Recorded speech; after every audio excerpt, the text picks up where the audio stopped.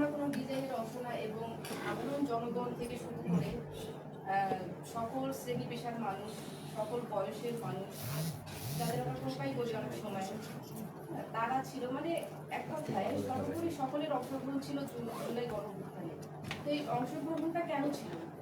অংশগ্রহণ করার মানে অংশগ্রহণটার কারণ এটা ছিল না যে শুধুমাত্র সরকার বদল হবে, সেটার জন্য মানুষের এই অংশগ্রহণটা ছিল না। এবং সাধারণ জনগণ কিন্তু কোনো ডিজাইনেরও অংশ না। কোনো এক গোষ্ঠী বা কিছু অংশ থাকতে পারে, সেই তর্ক বা বিতর্কে আমরা যেতে চাই না, কিন্তু সাধারণ মানুষের অংশগ্রহণের মাধ্যমে জুলাই গণ অভ্যুত্থানটা সফল হয়েছে। সেখানে লড়াই সংগ্রাম হয়েছে, সেখানে আমাদের অনেক শহীদ ভাই, তাদের শ্রদ্ধা ভরে স্মরণ করছি, এবং অনেকে আহত হয়েছে, অনেকে এখনো মেডিকেলে আছে, অনেকের খুবই করুণ অবস্থা। তো জুলাই গণঅভ্যুত্থান সফল হওয়ার পরে আমরা দেখেছি যে তাদের যে ট্রিটমেন্টের বিষয় সেটাও তারা সফলভাবে পায়নি। ওখানেই আমাদের ব্যর্থতা থেকে শুরু। অনেকের দেখাশোনা, টেক কেয়ার সব কিছু কেমন বিচ্ছিন্ন ছিল। মানে তাদের জুলাই গণঅভ্যুত্থানের পর তাদের দেশটাকে যেভাবে দেখার কথা, তাদের যে সেবাগুলো পাওয়ার কথা, শিক্ষা থেকে শুরু করে চিকিৎসা, নিরাপত্তা, এই কোনো কিছুই আসলে হয়ে ওঠেনি। এবং দেখা গেছে যে 1.5 বছরের মানে সহিংসতা, মব ভায়োলেন্স, খুন খারাপি, লুটপাট, চাঁদাবাজি, মানে এগুলো হয়েই আসছে। মানে আমরা জুলাই গণঅভ্যুত্থান কেন করলাম? মানুষের যে আকাঙ্ক্ষা, মানুষ যে মুক্তি চায়, সেই মুক্তির জায়গাটা মানে ওরকমই থাকলো। মানুষের মুক্তি আদৌ সম্ভব হলো না, এখন পর্যন্ত না। মানুষ এখনো নিরাপত্তাহীনতায় ভুগছে। রাস্তাঘাটে চলাফেরার পথে মানুষ কোনো নিরাপত্তা পাচ্ছে না। হুট করে কখন একটা ইট মাথায় পড়ে যাচ্ছে, রাস্তায় যে কোনো সময় অ্যাক্সিডেন্ট হচ্ছে, ছিনতাই হচ্ছে, বিভিন্ন রকম। এবং সহিংসতাটা এত পরিমাণে বেড়ে গেছে যে মানুষ বাড়িতে বসেও নিরাপদ নয়। ধর্ষণের যে বিষয়টা মানে মাঝখানে এমন হয়ে গেছে যে ধর্ষণের উৎসব চলছে এই দেশে। এত পরিমাণ ধর্ষণ, সেই ধর্ষণের জায়গাটা এমন বিভৎস যে শিশুরা সব থেকে বেশি ধর্ষিত হচ্ছে। আমরা বিভিন্নভাবে এই যে ধর্ষণ বা ভিকটিমকে মানে ভিকটিমের দিকে আঙুল তুলি, কিন্তু এই জায়গাটাও আর রাখিনি। কিন্তু এমন একটা পর্যায়ে চলে গেছে যে শিশুরা, অল্প বয়সী শিশুরা প্রতিনিয়ত ধর্ষণ হচ্ছে। বর্তমানে আরেকটা জিনিস যেটা হয়ে মানে উঠে আসছে, সেটা হচ্ছে বলাৎকার। আমরা এটাকে খুব সিলিভাবে নেই, হালকাভাবে নেই, এটা শুনলেই আমাদের হাসি পায়। কিন্তু ধর্ষণের মতোই কিন্তু বলাৎকারটাও সিরিয়াস একটা বিষয়। তো এটাকে হালকাভাবে বা সিলিভাবে নেওয়ার কোনো কারণই নেই। তো এই এখন পর্যন্ত এগুলো অব্যাহত আছে। আমরা যে আইনের সুশাসন বা আমাদের যে ফেসিবাদ, স্বৈরাচারিতা, এগুলা থেকে যে আমরা বের হয়ে আসতে যাচ্ছি, সেটা হচ্ছে না। তো আমরা এখন পর্যন্ত জনগণের মুক্তির লড়াইটাই করে যাচ্ছি এবং আমরা চাই যে জনগণের মুক্তি হোক। এবং আমি এখানে উপস্থিত সকলকে, গণ অধিকার পরিষদকে এবং যারা উপস্থিত আছেন সকলকে একটাই আহ্বান করব যে রাজনীতিটা মানুষের জন্য হোক। আমরা অনেক সময় কিন্তু জনগণ বলতে বুঝি যে আমরা এখানে যারা আছি আমরা জনগণ নই, বা যারা নির্যাতিত নিপীড়িত হচ্ছে বা যাদের সাথে কোনো ধরনের মানে সহিংসতা হচ্ছে বা কোনো অন্যায় হচ্ছে, যখন সেগুলো নিউজ পেপারে আসতেছে আমরা জনগণ বলতে তাদেরকে বুঝতেছি।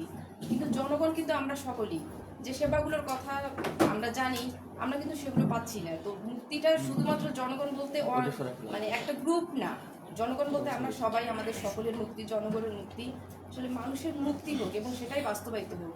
তবে সকলকে আহ্বান করব যে জুলাই গণঅভ্যুত্থানে আমাদের যে আত্মত্যাগ, আমাদের যে লড়াই সংগ্রাম, সেটা আসলে মানুষের মুক্তির জন্যই ছিল। এখন পর্যন্ত মানুষের মুক্তির জন্য সেই লড়াইটা জারি থাক। এবং সকলকে আবারও আহ্বান করব যে মানুষের মুক্তির জন্য রাজনীতিটা সবাই করুন, যাতে মানুষ আসলে সব কিছু থেকে মানে সকল ধরনের সহিংসতা এবং একটা ন্যায় বিচার প্রতিষ্ঠার একটা রাষ্ট্র পায়। এবং মানুষ যেন এমন একটা বাংলাদেশকে পায় যে বাংলাদেশটা মানুষ মানে স্বপ্ন দেখে, যে বাংলাদেশের এবং যে বাংলাদেশটা মানুষ নিরাপদভাবে, সুন্দরভাবে বেঁচে থাকতে পারবে। ধন্যবাদ সবাই।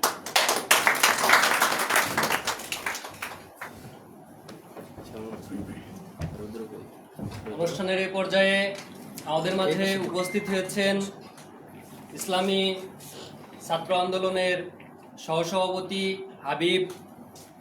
এছাড়াও আমাদের মাঝে উপস্থিত হয়েছেন ছাত্র গণমঞ্চের সদস্য সচিব শাওন। বক্তব্য দিয়ে গেলেন ছাত্র ইউনিয়নের সভাপতি সুবর্ণ জয়দি। আমি তিনজনকেই আসন গ্রহণ করার জন্য অনুরোধ জানাচ্ছি।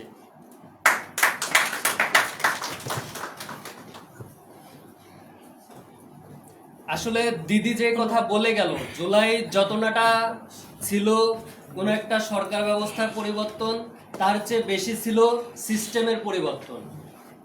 কিভাবে যে দীর্ঘদিনের চলমান সিস্টেম, যে সিস্টেম একজন প্রজাতন্ত্রের কর্মচারীকে ঘুষখোর হতে শেখায়, যে সিস্টেম একজন রাজনীতিবিদকে জনগণের রক্ত ঘাম শোষণ করে নিজের পকেট ভারী করা শেখায়, সেই সিস্টেমের পরিবর্তন। কিন্তু সেই সিস্টেমের পরিবর্তন অনেকাংশেই সম্ভব হয়নি। এর কারণে সবাই আমরা কম বেশি দায়ী। আমি বলতে চাই যে সময় এখনো শেষ হয়ে যায়নি। এখনো যদি আমরা সম্মিলিতভাবে চেষ্টা করি, অনেক কিছু করা সম্ভব। অনুষ্ঠানের এ পর্যায়ে আমি বক্তব্য প্রদান করার জন্য অনুরোধ করছি ছাত্র গণমঞ্চের সদস্য সচিব শাওনকে।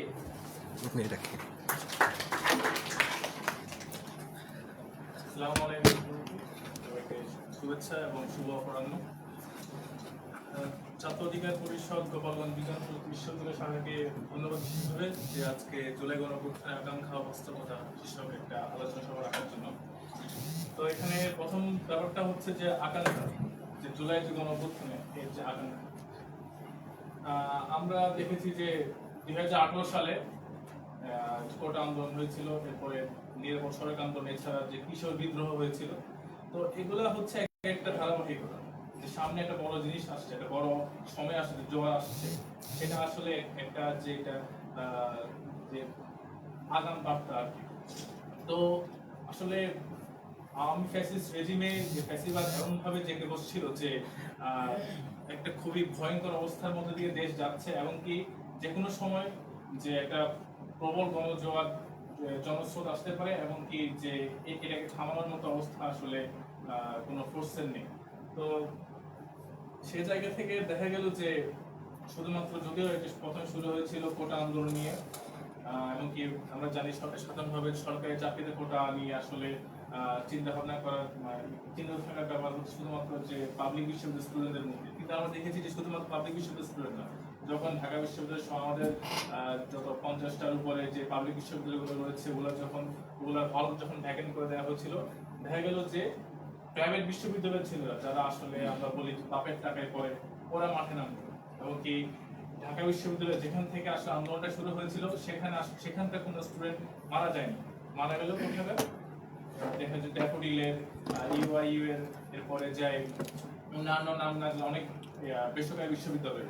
এরপরে মাদ্রাসা শিক্ষা, যেখানে আমরা জানি যে তাদের এই যে গতানুগতিক যে মাদ্রাসা শিক্ষা, এখানে আসলে চাকরি পাওয়া, সরকারি চাকরি পাওয়া দূরের কথা, সাধারণ কোনো চাকরি পাওয়া আসলে সম্ভব না। সেখানে মাদ্রাসা শিক্ষার্থীরা নেমে এসেছিল, গার্মেন্টসে যারা কাজ করে ওরা নেমে আসছিল। অর্থাৎ ব্যাপারটা শুধুমাত্র যে কোটা আন্দোলন বা যে সরকারি চাকরিতে যে কোটা পুনর্বহাল নিয়ে আসলে কোনো আন্দোলন ছিল না, এটা ছিল একটা ফ্যাসিস্ট রেজিমের বিরুদ্ধে আসলে একটা জ্বর। এটাকে আসলে জুলাই গণঅভ্যুত্থানকে অনেকে শুধু আন্দোলন বলে, আবার কেউ কেউ পালায় বলে যে বিপ্লব। আসলে এটা কি জুলাই মুভমেন্ট, না জুলাই যে মাস আপরাইজিং, না যে জুলাই রেগুলেশন, সেটা আমাদের একটু বোঝা দরকার। এটা আসলে এটা নিয়ে একটা সময় অনেক বিতর্ক ছিল, কিন্তু আমরা অনেকে মনে করি বিতর্কগুলো শুধুমাত্র যারা বুদ্ধিজীবী, তাত্ত্বিক, যারা আসলে বিশ্ববিদ্যালয় শিক্ষক, প্রফেসর, এদের মধ্যে আসলে বিতর্কগুলো, এগুলো আসলে আমাদের এত মানে খাওয়া নিতে করার ব্যাপার না। আমার মনে হয় এটা খুবই ক্রুশিয়াল জিনিস, যেটা আসলে আমাদের সবারই আসলে জানা উচিত। এটাকে আসলে শুধু মুভমেন্ট ছিল, না এটা একটা গণঅভ্যুত্থান, না এটা একটা বিপ্লব। আমরা জানি যে একটা জিনিস, একটা সিস্টেম যখন কাজ না করে, তখন আমরা কি করি, সেটাকে আসলে একটু সারানোর চেষ্টা করি। এটা আসলে একটু দেখি এটা চলে কিনা, সিস্টেমটা আসলে আবার ওয়ার্ক করার জন্য। অথবা আরেকটা কাজ করা হচ্ছে, সেটা হচ্ছে সিস্টেমটাকে বদলে ফেলা। তো কথা হচ্ছে যে হাসিনার আমলে যে সিস্টেম ছিল, ওই সিস্টেমটি এখন রয়ে গেছে কিনা। অবশ্য সরকার বদলাইছে, এর আগে ইউনিট গভর্নমেন্ট ছিল, এখন যে বিএনপি গভর্নমেন্ট আসছে, অবশ্যই আগের মতো অবস্থা নেই, কিন্তু মৌলিক কোনো পরিবর্তন হয়েছে কিনা, এই ওই আগের সিস্টেমকে কি জোড়াতালি দিয়ে কি নতুন ভাবে চালানো হচ্ছে কিনা, যে নতুন বোতলে পুরাতন মদ, না নতুন কিছু, নতুন বাংলাদেশ আমরা যে স্বপ্ন দেখেছিলাম, যে আকাঙ্ক্ষা আমাদের ছিল, সেটা আসলে বাস্তবতায় রূপ নিয়েছে কিনা। আমরা দেখি যে আসলে বিষয়টা আসলে সেটা না। আমরা আসলে যে আশা করেছিলাম আমরা আসলে আশাহত হয়েছি। যেমন ছোট একটা ব্যাপার যে হাসিনার আমলে একটা জগন্নাথ বিশ্ববিদ্যালয়ের একটা মেয়ে পরবর্তী জগন্নাথ বিশ্ববিদ্যালয় বিএনপির ছাত্রদলের প্যানেল থেকে সে নির্বাচন করেছে এবং সমবয়সী জয়ী হয়েছে, খাদিজা, আপনারা সবাই নাম শুনবেন। তো তাকে একটা যে ডিজিটাল সিকিউরিটি মামলা তাকে কারাগারে প্রেরণ করা হয়েছিল। তো এই নিয়ে অনেক, যেহেতু সরকারবাদী মামলা, রাষ্ট্রদ্রোহী মামলা, তাই এগুলো আসলে খুবই খুবই আসলে ভয়ঙ্কর। তারপরে পরবর্তীতে সে আসলে জামিন পেয়েছিল আর কি। তো কথা হচ্ছে এই এই কালা কানুনটা কি আসলে বাদ হয়েছিল? না, আমরা দেখেছি যে আমরা যাকে বলি যে দুঃখের সাথে বলতে হয় যে জুলাইয়ের ইমাম এনসিপির আহ্বায়ক নাহিদ ইসলাম। তো নাহিদ ইসলাম উনি তথ্য উপদেষ্টা হয়েছিলেন, কিন্তু তারপর উনি আসলে এটা জাস্ট নামে পরিবর্তন করেছিলেন। যেটা ছিল এটা জাস্ট নাম, আইনের নামটা একটা পরিবর্তন করা হয়েছে, এছাড়া আসলে কিছুই হয়নি। তো শুধুমাত্র গভর্নমেন্ট, আমরা যদি বিশ্ববিদ্যালয় ক্ষেত্রে যে আমাদের হলে নানা ঝামেলা, আমাদের খাবারের সমস্যা, আমাদের কি বলে ওয়াশরুমের সমস্যা, এইগুলো আসলে প্রতিনিয়ত দেখা যায়, কিন্তু আসলে আমাদের হলের সমস্যা সমাধান কি করা হলো? হলগুলোর নাম পরিবর্তন করা হলো। আমি বলছি একটা জিনিসের যখন আমি নামটা পরিবর্তন করে দিলাম, আমি কি জিনিসটাকে বদলে ফেললাম? কিছু কিছু মানুষ মনে করে যে একটা জিনিসের নাম বদলে ফেললে আসলে জিনিসটা বদলে দেওয়া যায়। আসলে কিন্তু ব্যাপারগুলো এরকম না। একটা কালা কানুন ছিল, ওইটা আমি শুধুমাত্র ওইটার অন্য নামে দিলাম। র‍্যাব ছিল যেটা আসলে এখন এটা অন্য নামে দিবে। পুলিশ ছিল, পুলিশের পোশাক বদল করা হলো। এখন হচ্ছে যে পোশাক বদলাই ফেলা, নাম বদলাই ফেলা। আমরা কি এই পুলিশের পোশাক বদলানোর জন্য, র্যাবের নাম বদলানোর জন্য কি আমরা কি এই যে রাস্তায় নেমেছিলাম? এই যে রিয়া গ্রুপ নামে একটা বাচ্চা মেয়ে, এই যে হেলিকপ্টার থেকে গুলি খেলো, এই যে মাদ্রাসা পড়া পোলাবেন, এই যে গার্মেন্টসে যারা কাজ করে এই বিষয় পোলাবেন, এই যে আসলে কি দরকার ছিল আসলে রাস্তায় নাম? মানে জুলাই আমরা দেখছি যে একটা মেয়ে, জাহাঙ্গীরনগরের একটা ভিডিও খুব ভাইরাল ছিল, একটা মেয়ে আবার মস্ত হিজাব নিকাব পরা, আর একটা মেয়ে ওয়েস্টার্ন জামা কাপড় পরা, মানে টি শার্ট জিন্স পরা। তারা দুজন একসাথে লাঠি নেমে মাঠে নামছিল। মেয়েরা কি বলে ইডেন কলেজের মেয়েরা, রোকেয়া হলের মেয়েরা কি বলে যে গেট ভেঙে তারা রাস্তায় নামছিল। তাদেরকে এই জন্য নাম ছিল যে শুধুমাত্র তাদের হলের নাম চেঞ্জ করা হবে, শুধুমাত্র পুলিশের পোশাকটা চেঞ্জ করা হবে, র্যাবের নাম চেঞ্জ করে। র্যাব কি করছে আমরা জানি, এমনকি যে ঢাকা আর্টের যে এমপি মির্জা বা সোনার অফিসে গিয়ে র্যাব কি করছে সেটা আমরা জানি। র্যাব তিনি করছিলেন, সেটা এখন বর্তমানে যারা আমরা সবাই আছি, এটা বামপন্থী হোক, সেটা বিএনপি হোক, সেটা ছাত্র লীগের পরিষদ হোক, গণ অধিকার পরিষদ, সবাই জানে আসলে আওয়ামী লীগের আমলে আওয়ামী লীগ র্যাবটা কিভাবে ইউজ করছে।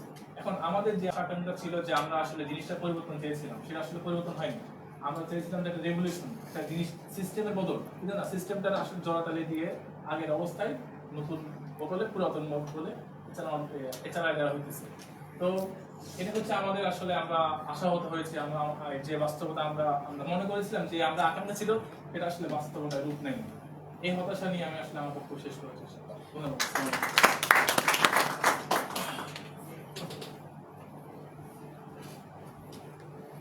ধন্যবাদ শাওনকে তার মূল্যবান বক্তব্য প্রদান করার জন্য। আসলে ও যা বললো যে যতটা না জুলাই আমাদের পাবলিকিয়ানদের ছিল, একটা সময় যে দেখছি আন্দোলন তার চেয়েও বেশি প্রাইভেটিয়ানদের হয়ে গেছে। মূলত সব শ্রেণী পেশার, সব বর্ণের মানুষের অংশগ্রহণের কারণেই এই জুলাই সম্ভব হয়েছে। ছাত্র অধিকার পরিষদ 18 সালের কোটা সংস্কার আন্দোলনের মধ্য দিয়ে জন্ম নেওয়া সংগঠন। এই ছাত্র অধিকার পরিষদেরই 24-এর গণ অভ্যুত্থানে আমাদের বেশ কয়েকজন সহযোদ্ধা শহীদ হয়েছে, আমি তাদেরকে শ্রদ্ধার সাথে স্মরণ করছি। শহীদ জিহাদ, সিনিয়র যুগ্ম সাধারণ সম্পাদক, ছাত্র অধিকার পরিষদ, কবি নজরুল সরকারি কলেজ। শহীদ রাসেল, যুগ্ম সাধারণ সম্পাদক, ছাত্র অধিকার পরিষদ, কদমতলী থানা। শহীদ কাউসার, সদস্য, ছাত্র অধিকার পরিষদ, ব্রাহ্মণবাড়িয়া সদর উপজেলা। শহীদ শাহী, সাবেক আহ্বায়ক, ছাত্র অধিকার পরিষদ, ফেনী সদর উপজেলা। শহীদ হৃদয়, যুগ্ম আহ্বায়ক, ছাত্র অধিকার পরিষদ, আলমনগর ইউনিয়ন, গোপালপুর উপজেলা, টাঙ্গাইল জেলা। এই ক্ষুদ্র সংগঠন হিসেবেও আমাদের 7 জন তাদের নিজের জীবনকে বিসর্জন করে দিয়ে কিন্তু আমাদেরকে মুক্তির পথ দেখিয়েছি। এমন নাম না জানা অনেক যোদ্ধা রয়েছে এবং অনেক কর্মজীবী রয়েছে যারা কিন্তু শহীদ হয়েছে, কিন্তু তাদের রক্তের ঋণ কি আমরা শোধ করতে পেরেছি? আমার তো মনে হয় না পুরোপুরি তাদের রক্তের ঋণ শোধ করতে পেরেছে, আর আসলে কোনোদিন করা সম্ভব না। তারপরেও যতটুকু করার দরকার ছিল আমরা ততটুকু করতে পারিনি। এ পর্যায়ে আমি বক্তব্য প্রদানের জন্য অনুরোধ জানাচ্ছি ইসলামী ছাত্র আন্দোলনের সহসভাপতি হাবিবকে।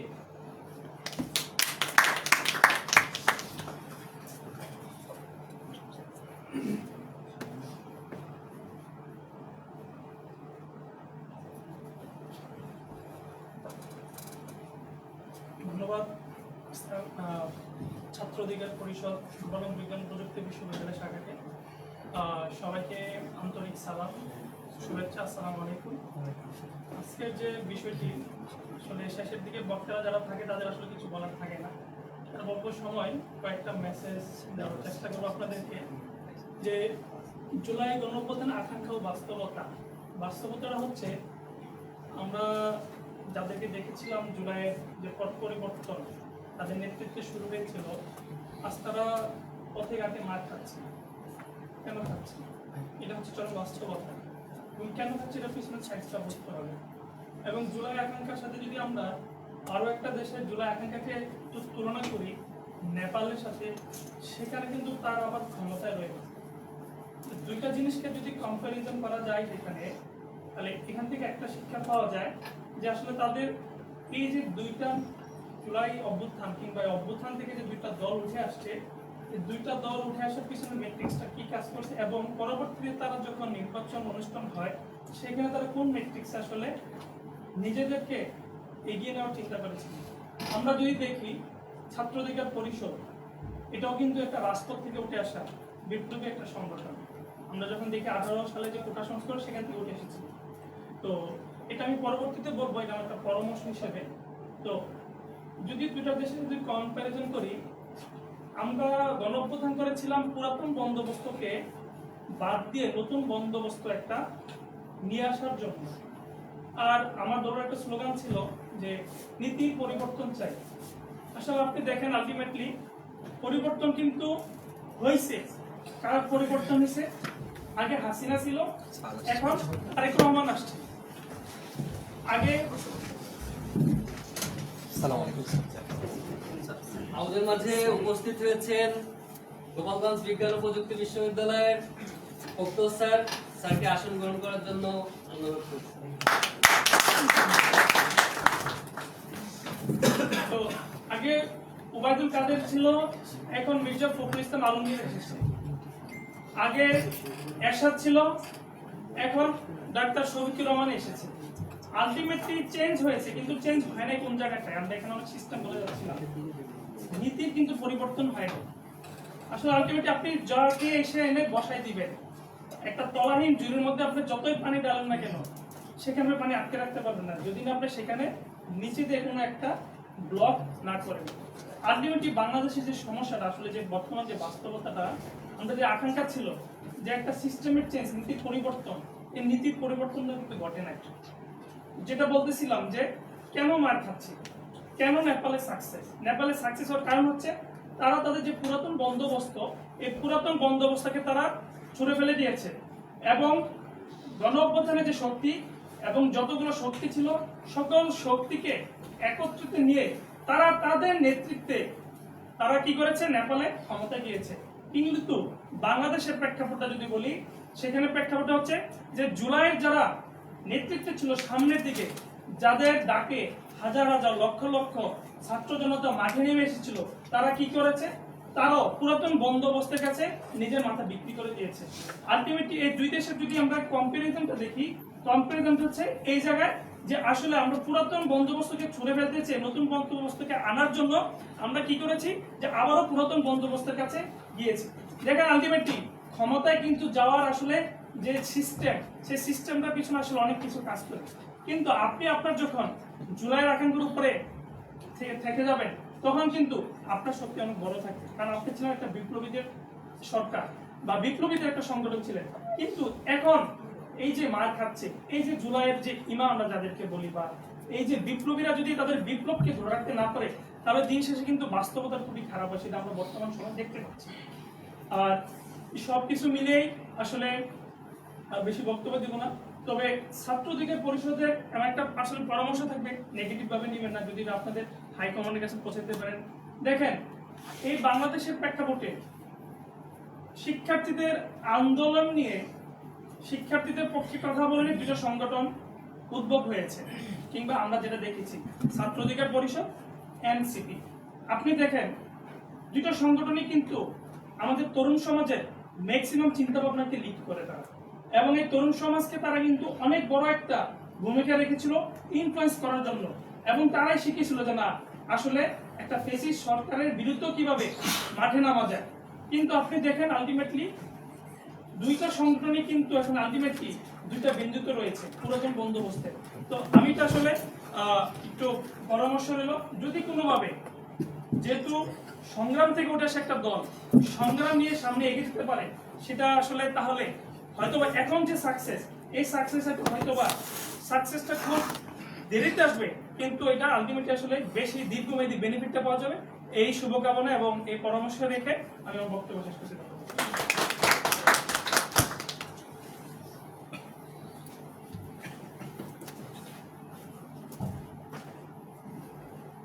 ধন্যবাদ হাবিবকে। হাবিব যে পরামর্শ দিয়েছে, ইনশাল্লাহ ছাত্র অধিকার পরিষদের কেন্দ্রীয় 2 জন যুগ্ম সাধারণ সম্পাদক আজকের অনুষ্ঠানে উপস্থিত আছে। তারা তাদের সভাপতি, সাধারণ সম্পাদক বরাবর প্রেরণ করবে বলে আমি তাদের দৃষ্টি আকর্ষণ করছি। অনুষ্ঠানের এই পর্যায়ে জুলাই স্মৃতিচারণা এবং জুলাইয়ের সাংবাদিকদের ভূমিকা নিয়ে বক্তব্য নিয়ে আসছেন রবিকবি প্রেস ক্লাবের সভাপতি সজিবুর রহমান।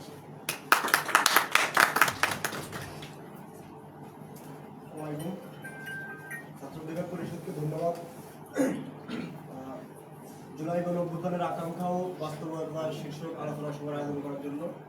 যেহেতু জুলাই কেন্দ্রিক আজকের আলোচনা সভা, আমি প্রথমেই জুলাই শহীদদের স্মরণ করি এবং যারা আহত কোন অবস্থায় আছেন তাদের শারীরিক সুস্থতার জন্য প্রার্থনা করি। বিগত 17 বছর ফ্যাসিস্ট শাসন আমলে দেশে গণমাধ্যমের স্বাধীনতা ছিল, যার ভুক্তভোগী গরিব প্রেস ক্লাবও হয়, তৎকালীন বাসমন্দির প্রেস ক্লাব। আজকে সকালে ঘুম থেকে উঠতেই দেখে একটা মেমোরিজ আসছে, সেটা হচ্ছে আজকের এই দিনে আমাদের প্রেস ক্লাব বন্ধ করার জন্য সুপারিশ করা, আমরা সাময়িক বন্ধ করার জন্য আমরা সিদ্ধান্ত নিই আজকের এই দিনে। কী কারণে? তখন আমাদের প্রেস ক্লাবের পক্ষ থেকে জুলাইয়ের ভূমিকা রাখার কথা, মানুষকে আন্দোলনে এনগেজ করার কথা। এটা গোপালগঞ্জ জেলা আওয়ামী লীগ, বিশ্ববিদ্যালয় আওয়ামী শিক্ষক কর্মকর্তা, তারপরে ডিসি এসপি সংস্থার সমন্বিত চাপের কারণে আমাদের আজকে সিদ্ধান্ত নিতে হয় আমরা সাময়িকভাবে আমাদের কার্যক্রম বন্ধ। যাও, তখন গণমাধ্যমের স্বাধীনতা না থাকলেও আমাদের আকাঙ্ক্ষা ছিল যে এই সরকার পতনের পরে গণমাধ্যমের স্বাধীনতা, কিন্তু সরকার পরিবর্তনের পরে আমাদের বিশ্ববিদ্যালয় প্রশাসনের একটা পরিবর্তন আসে, যে পরিবর্তনে প্রেস ক্লাবে আসতে প্রথম সাভার করে। সেই প্রশাসনে আওয়ামীপন্থী কিছু শিক্ষক থাকার কারণে তারা প্রেস ক্লাবকে বন্ধ করার জন্য উঠে পড়ে থাকে। এই বিষয়টা আমরা ওভারকাম করে আসছি এবং সারা বাংলাদেশের চিত্র অনেকটা এমনই এখন আছে। গণমাধ্যমের প্রকৃত স্বাধীনতা এখন আসে। আমাদের জুলাইয়ের যে আকাঙ্ক্ষা, যে বাস্তবতা, দুইটার ভিতরে এখনো হচ্ছে কম্বিনেশন এখনো হয়নি, ল্যাকিংস এখনো আছে গণমাধ্যমের স্বাধীনতা। আমরা আশা করব বর্তমান নির্বাচিত সরকার গণমাধ্যমের স্বাধীনতা সর্বোচ্চ প্রায়োরিটি দিবে, কারণ সাংবাদিকরা তাদের স্বাধীনভাবে কাজ করতে পারে, দেশের উন্নয়ন এবং সামনে অগ্রযাত্রায় তাদের ভূমিকা রাখতে পারে। সার্বিক বিষয়ে জুলাইয়ের আকাঙ্ক্ষা, আমরা যে আমাদের আকাঙ্ক্ষা ছিল সার্বিক বিষয়ে এখনো সেটার বাস্তবায়ন হয়নি। কিছু প্রতিফলন হয়েছে, কিছু এখনো অধরাই আছে। আমাদের সরকারের কাছে আবেদন থাকবে জুলাইয়ের যে প্রতিশ্রুতি, আমাদের প্রত্যেক ফ্যাসিবাদ বিরোধী প্রত্যেক রাজনৈতিক সংগঠন মিলে যে প্রতিশ্রুতি আমাদের মানে জুলাই সনদ আনা হয় প্রতিশ্রুতির মাধ্যমে, জুলাই সনদ যেন সরকার অক্ষরে অক্ষরে পালন করে এবং যারা শহীদ হয়েছেন তাদের যে প্রত্যাশা আকাঙ্ক্ষা সেটা তারা বাস্তবায়ন করে এবং যারা আহত অবস্থায় বর্তমানে পঙ্গুত্ব বরণ করছেন, আহত অবস্থায় চিকিৎসাধীন আছেন, তারা যেন সচক্ষে দেখতে পারে যে আসলেই বাংলাদেশ পরিবর্তন হয়েছে, জুলাই যে আকাঙ্ক্ষা নিয়ে তারা রাজপথে যুদ্ধে নেমেছিল সেটার বাস্তবায়ন হয়েছে। শহীদরাও যেন এতে খুশি হয় এবং যারা জীবিত আছেন তারাও যেন এতে খুশি হয়। এছাড়া রাজনীতির যে পরিবর্তন, এই পরিবর্তনটাও পুরোপুরি এখনো আমাদের আসে নাই। বিরোধী দল এবং সরকারি দল আমাদেরকে স্বপ্ন দেখাইছে, ওরা বাংলাদেশকে স্বপ্ন দেখাইছে, কিন্তু সেই স্বপ্নের বাস্তবায়ন এখন পর্যন্ত হয় নাই। ইভেন জুলাইকে কেন্দ্র করে যে সরকার আমাদের দায়িত্ব পালন করে 1.5 বছর, তারাও আজকে বাস্তবায়ন করতে পারে। নির্বাচিত সরকারের কাছে সবারই একটা প্রত্যাশা আছে। ছাত্র অধিকার গণ অধিকার পরিষদের একটা ছাত্র সংগঠন, তারাও সরকারে আছে। গণ অধিকার ছাত্র অধিকার তারাও সরকারের পাটের থেকে যেন আমাদের জুলাই আকাঙ্ক্ষা বাস্তবায়ন করতে পারে, এই প্রত্যাশা রেখে আমি আমার বক্তব্য শেষ করছি।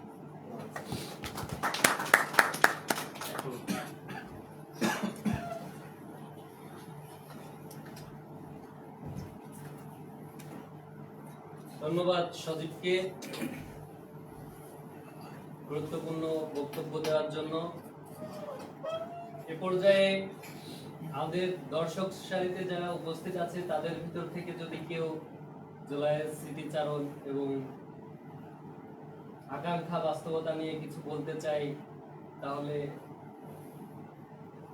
বলার জন্য অনুরোধ করছি।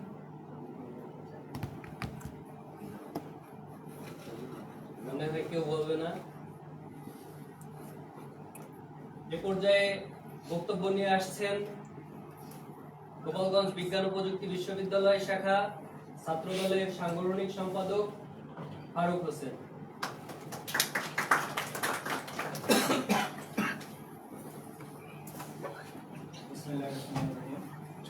বাংলাদেশ ছাত্র অভিযোগ পরিষদ গোপালগঞ্জ বিজ্ঞান ও প্রযুক্তি বিশ্ববিদ্যালয় শাখা কর্তৃক আয়োজিত আজকের এই জুলাই গণঅভ্যুত্থানের আকাঙ্ক্ষা ও বাস্তবতা শীর্ষক আলোচনা সভায় উপস্থিত সবাইকে আমার সালাম। আসসালামু আলাইকুম।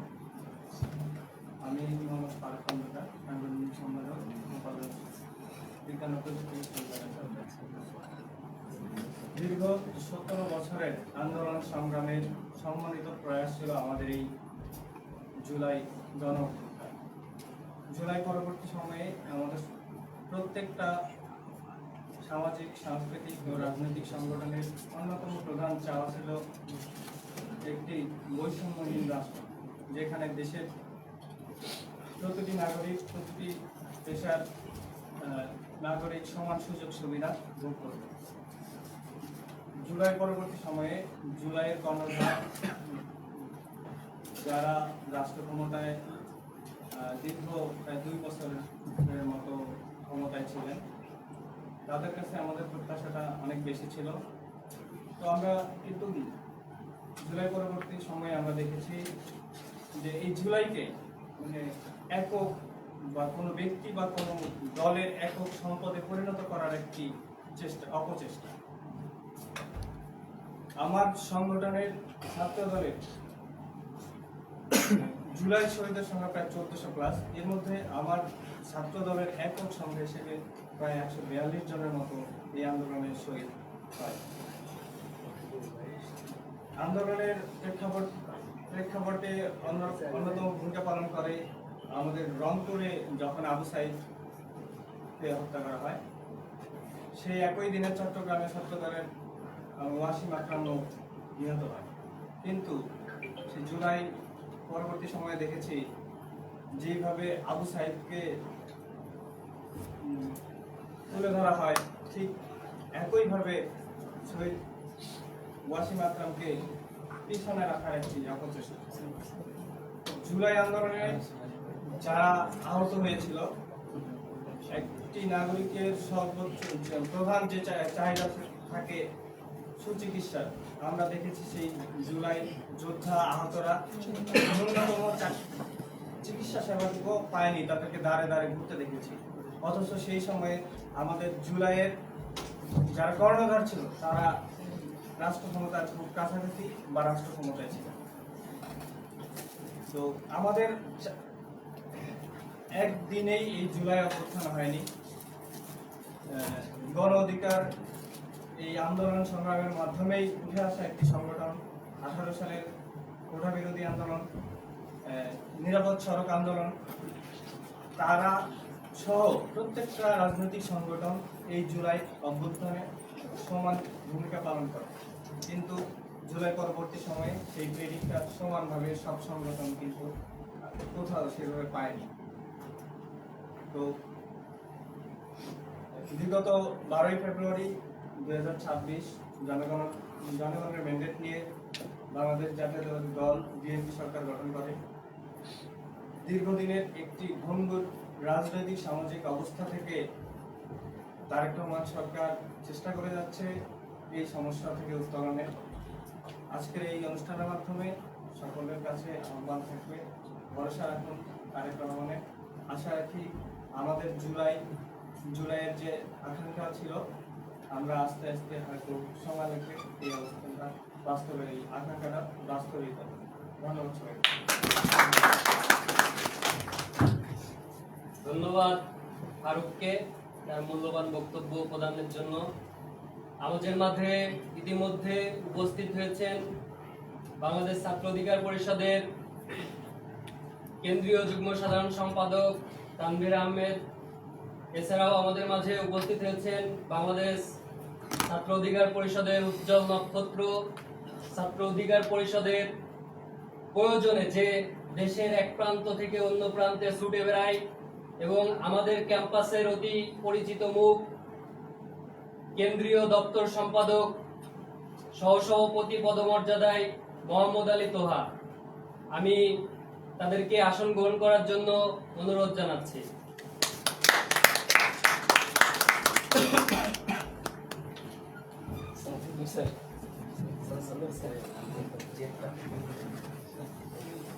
অনুষ্ঠানের এ পর্যায়ে আমি বক্তব্য প্রদানের জন্য অনুরোধ করছি আমাদের বড় ভাই কবি হিল্লোল মিরকে।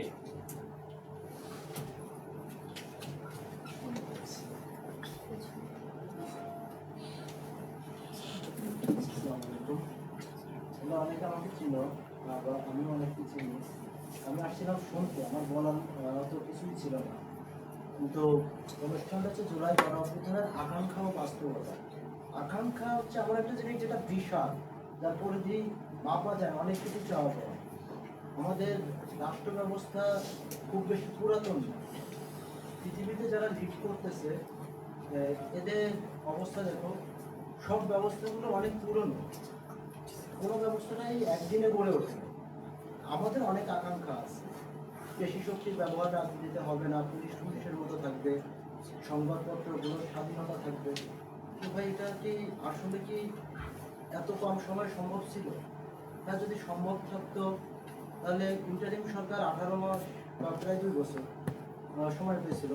তারা কিন্তু বাস্তবায়ন কোনো কিছুই করতে পারে না। জোড়াতালি দিয়ে একটা মানে পুরাতন ব্যবস্থাটাকেই চালু করছে। তো আমাদের সমস্যা হচ্ছে, আমাদের আকাঙ্ক্ষা হচ্ছে নির্বাচিত সরকার আসবে, খুব দ্রুত করে সে সব কিছু পাল্টায় ফেলাবে, ম্যাজিক প্ল্যান। আসলে এভাবে হয় না। তোমাদের সবার চিন্তা আমি ওখানে বসে শুনতেছিলাম, নোট করতেছিলাম, অনেক ভালো লাগতেছিল যে না তোমরা বলতেছো আকাঙ্ক্ষার কথা, কিন্তু বাস্তবতার জায়গায় থেকেও আমাদের কিছু জিনিস চিন্তা করতে হবে। জুলাই শহীদরা আমাদের সবার সম্পদ। জুলাইতে যারা অংশগ্রহণ করছে, কেউ আমার মনে হয় না যে কেউ ব্যক্তি স্বার্থে অংশগ্রহণ করছে, সবাই নিজে তাগাদা থেকে অংশগ্রহণ করছে। ছোট্ট একটা বিষয় নিয়ে কখনো যে সরকার পতন হবে, এটা যেমন শুরুতে কেউ চিন্তা করে নেয়, ভাই সময় দাও, সবকিছু এভাবে আস্তে আস্তে হবে। আমি তোমাদের হয়তো আমি যেটা বুঝতেছি সেটা সেইভাবে বুঝাই বলতে পারি না, কারণ আমার বলার অভ্যাস টোটালি আমার না, আর আমি বলার মানুষও না। আমি আমার বুঝ থেকে ছোট্ট করে বললাম, কারণ আমার এখানে কথা বলার কথা ছিল না, এবার কি করে শুনুন। আর এনসিপি নিয়ে সম্ভবত আমি নাম বলে নাই, যাই হোক সরকারের সাথে কনফ্লিক্টের একটা ব্যাপার বলছি ভাই। আমাদের দেশের এটা মানে কিভাবে বলো, আমাদের মতো বা তোমাদের মতো তোমরাও তরুণ, এখন অনেকে এখান থেকে যখন বের হয়ে যাবা সার্ভিস জীবনের প্রচণ্ড প্রতিদ্বন্দ্বিতা থেকে এমন একটা জায়গায় চলে যাবা যে অনেকেই হতাশায় ডুববা। আর সহজ পথ হিসেবে আমাদের দেশের কালচার হচ্ছে রাজনীতিটাকে বেছে নেওয়া। আর রাজনীতি বেছে নিতে হলে ভাই কী হবে, আমার বেশি শক্তির দরকার। যে যতটুকু এলাকায় ডমিনেট করতে পারবে, নেতা তত প্রিয় হবে, তত উপরে যাওয়া যাবে। এই যে একটা সংস্কৃতি, এটা কোনো মানে বড় কোনো দলের পক্ষে এককভাবে নিয়ন্ত্রণ করা সম্ভব না। হ্যাঁ, তারপরেও আমি জানি না সরকার কোন দিকে যাবে। কোনো অবস্থাতে কাম্য না যে এনসিপি হোক বা আদার কোনো দল হোক কারোর সাথে এইভাবে। ভাই আমি মুখটা বলতেছি, আমার মুখে জবাব দেয়, এটা দোষী পুরাতন ব্যবস্থার মতোই। জানি না মানে আমাদের নীতি নির্ধারকরা কীভাবে এই জিনিসগুলো ট্যাকেল করবে। তবে এটাও আমার একটা আকাঙ্ক্ষা যে রাজনীতিটা হবে পেশি শক্তি ছাড়া, যোগ্য লোক যাবে। ভাই তুমি শুধু মানে নিজের এলাকাটাকে সচেতন করো। ভাই আমরা অনেক কথা বলি, আমাদের এলাকায় বা যে কোনো এলাকায় যাবে এখনো খুব অল্পতে ভোটের সময় তোমার বিবেক বিক্রি করে দিচ্ছে। তুমি আমি যত তাত্ত্বিক আলোচনা করি, সাধারণ ভোটাররা তত্ত্বের কিছুই বুঝবে না, বোঝে না। তারা নেতা একটা অকারেন্স করছে, ও নেতা মানুষের করতে পারে, এরকম কি সিমের ভাই মিশে দেখো সাধারণ মানুষের সাথে। আমাদের যে আকাঙ্ক্ষাটা সবাই আমরা ভিতরে লালন করি, আমরা স্বপ্ন দেখি যে একদিন সুন্দর একটা বাংলাদেশ হবে, পুলিশের কাছে যে হয়রানি হইতে হবে না, মানুষ স্বাধীনভাবে তার কথা বলবে, পেশি শক্তি থাকবে না। ভাই আমি যুক্তি দিব, আরেকজনের যুক্তি দিয়ে রাজনীতি করবে, ভালো কাজের প্রতিযোগিতা করবো, এটাও আমার একটা আকাঙ্ক্ষা, ব্যক্তিগত আকাঙ্ক্ষা। তো তোমাদের আমি আর বড় করবো না, ধন্যবাদ।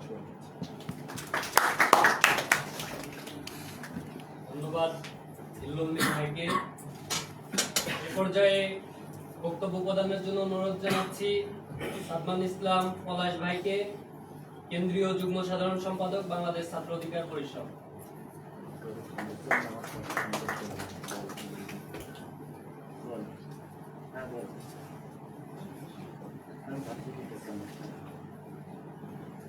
আসসালামু আলাইকুম। গোপালগঞ্জ বিজ্ঞান প্রযুক্তি বিশ্ববিদ্যালয়ের এরকম একটা প্রোগ্রাম করার জন্য ধন্যবাদ জানাচ্ছি।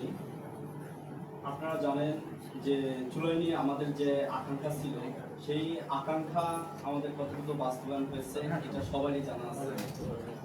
এবং আমরা যাদের উপর বিশ্বাস করে আমাদের জীবনের মায়া ত্যাগ করে আমাদের যে দাবি ছিল, দাবির উপর নির্ভর করে আমরা যে আন্দোলনে নেমেছিলাম, হয়তো আমাদের দাবিটা কিছুটা পূরণ হয়েছে, কিন্তু পুরোপুরিটা আমাদের পূরণ হয় নাই। না হওয়ার একমাত্র কারণই হচ্ছে এই জুলাই গাদ্দারের জন্য। জুলাই নিয়ে যারা তামাশা করছে, যারা গাদ্দারি করছে, আজকে দেখতেছেন তাদের পরিস্থিতি কি। তারা যেখানে যাচ্ছে তাদের পরিস্থিতি কি হয় ভয়াবহ, এটা আমাদের বলতেও লজ্জা লাগে। কারণ তারা আমাদের মর্যাদা ভাই ছিলেন। তাদের উপর যে মানুষের যে আক্রোশ তাদের প্রতি আছে, এটা যে জায়গায় যাচ্ছে সেদিকেই আমরা দেখতে পাচ্ছি। এটার একমাত্র কারণ হচ্ছে তারা এই আওয়ামী লীগ স্বৈরাচারের মতো হাত তুলে আম জনতা সবাই এই আন্দোলনে নেমে আমরা মুক্তিযুদ্ধ এবং বাংলাদেশ স্বাধীন করছিলাম। এটা একমাত্র আওয়ামী লীগ নিজেদের আওতায় নিয়ে নিচ্ছে। এই একইভাবে আপনার এই জুলাইকে এনসিপি তারা নিজেদের সম্পদ নিজেদের আওতায় নিয়ে নিচ্ছে। এই একই কারণে আজকে এই এনসিপির এই অবস্থা হচ্ছে। আপনারা এই বিজ্ঞান প্রযুক্তি বিশ্ববিদ্যালয় গোপালগঞ্জে যে আন্দোলন শুরু করেছিলেন, এখানে সেই প্রত্যেকটা আন্দোলনে আমি আপনাদের আন্দোলনে যুক্ত হয়েছিলাম, হয়তো অনেকে দেখছেন। এবং সামনে থেকে সোহাবাইয়ের নেতৃত্বে আমরা এখানে আন্দোলন করেছি, যে আমার বাসা গোপালগঞ্জ কোটালীপাড়ায়। এই কারণে আমরা এবং গোপালগঞ্জে অন্য যারা ছিল সবাই প্রত্যেকটা আন্দোলনে আপনাদের সাথে আমরা যুক্ত ছিলাম। এবং এই স্বৈরাচার শেখ হাসিনা কিন্তু আপনাদের শেষ আন্দোলনের সময়, মানে আপনাদের আন্দোলনের ভিতরে শেষবার আইসে গেছে, কিন্তু সে আসতে বাধা দিছিলাম আমরা। এই রাস্তার উপরে আমরা প্রথম মেন যে গেট, এই গেটে আমরা দাঁড়িয়েছিলাম। এখানে আন্দোলনের শেষ পর্যায়ে যে ভার্সিটিতে যে একটা অবস্থা হয়েছে আপনারা জানেন, যে এলাকায় যারা ছিল ছাত্রলীগের তারা অনেক আক্রমণ করছে আপনাদের উপরে, এবং জসিম ভাই, তারপরে হচ্ছে সাইদুল, এদেরকে আমরা শেষ পর্যায়ে যখন আপনার ক্যাম্পাস বন্ধ করে দিচ্ছিল তখন তাদেরকে আমরা যেভাবেও সবাই যতটুকু পারছি আমরা সেফ দিয়ে যারা যারা পাঠাইছি। তারপরে আমরা ঢাকা চলে যাই, গোপালগঞ্জে যারা ছিলাম। ঢাকা যে পল্টনে যে ফকিরাপুল মোড়ে, এখানে আমাদের সামনে অনেক লাশ পড়েছে। হয়তোবা আল্লাহর রহমতে আমাদের জীবন এখান থেকে বেঁচে আসছি। আমাদের উপরে সেরকম ভাবে কোনো আক্রমণ হয় নাই, এবং সেরকম কয়েকটা ইটের আঘাত লাগছিল, এটা সেরকম না। আমাদের সামনে যে ভাইরা মারা গেছে তাদেরকে দেখে আমাদের ওই যে আঘাত, ওটা আমরা কিছুই মনে করিনি। তবে এই জুলাই অভ্যুত্থানকে আমরা যারা আছি, অন্য এনসিপি টোটাল ব্যতীত যারা আছি, সবাই চেষ্টা করব যে এই জুলাইকে ধরে রাখতে, এবং জুলাইয়ের যে আকাঙ্ক্ষা এবং জুলাইয়ের যে বাস্তবায়ন, এটা আমরা যাতে প্রত্যেক জায়গায় ছড়িয়ে দিতে পারি এবং এটাকে আমরা শক্তভাবে ধরে রাখতে পারি। এই বলে আমার বক্তব্য আমি এখানে শেষ করছি।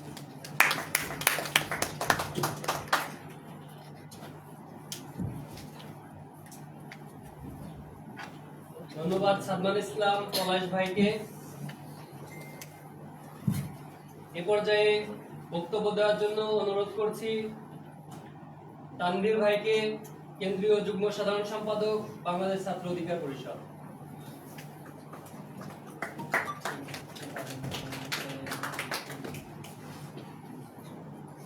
আসসালামু আলাইকুম, আশা করি সবাই ভালো আছেন। আজকে আমাদের অনুষ্ঠান জুলাই গণঅভ্যুত্থানের আকাঙ্ক্ষা ও বাস্তবতা শীর্ষক আলোচনা সভায় যারা উপস্থিত হয়েছেন, আমার সামনে যারা শুনছেন এবং পাশে যারা বসে আছেন, সবাইকেই শুভেচ্ছা জানাচ্ছি। জুলাইয়ের বিষয়ে বলতে গেলে আসলে ওই সময়ের যে স্মৃতি এবং ওই সময়ের যে অভিজ্ঞতা, সেগুলো আসলে সবসময়ই অনেক বেশি আবেগতাড়িত করে। আমরা যারা দীর্ঘদিন যাবৎ রাজনীতির সাথে যুক্ত, তাদের জন্য বিষয়টা আরো বেশি সেন্সিটিভ, কারণ আমরা এই যে লক্ষ্য এবং যে ফলাফল, সেই ফলাফলের জন্য আমরা দীর্ঘদিন রাজনীতির মাঠে ছিলাম, বিভিন্নভাবে, হয়তো সরাসরি আন্দোলন সংগ্রামে অংশগ্রহণ করার মাধ্যমে বা লেখালেখির মাধ্যমে, বিভিন্নভাবে তার একটা পরিণতি আমরা পেয়েছি জুলাইয়ের মাধ্যমে। এখন আমরা যে জুলাইয়ে যে পরিণতিটা পেলাম, আমাদের যে সুফল ফলাফল যেটাই হলো, এটার ব্যাকগ্রাউন্ড আমরা জানি যে 2018 সালের যে কোটা সংস্কার আন্দোলন, এই যে আমাদের যে চাকরিতে যে কোটা বিরুদ্ধে যে আন্দোলনটা শুরু হলো 18 সালে, সেই কোটা যে বাতিল হলো, সেইটা কিন্তু 2024 সালে আবার হাইকোর্টের রায়ের মাধ্যমে সেটাকে আবার পুনর্বহাল করা হয়েছে। তাহলে আমরা যদি ওই প্রবলেমটাকে অ্যাড্রেস করি যে এটা কিন্তু আসলে ওই আন্দোলনের বিষয় ছিল না, বা এই যে পরিণতিটা আসলে এটার বিষয় ছিল না, সমস্যাটা কোথায় ছিল?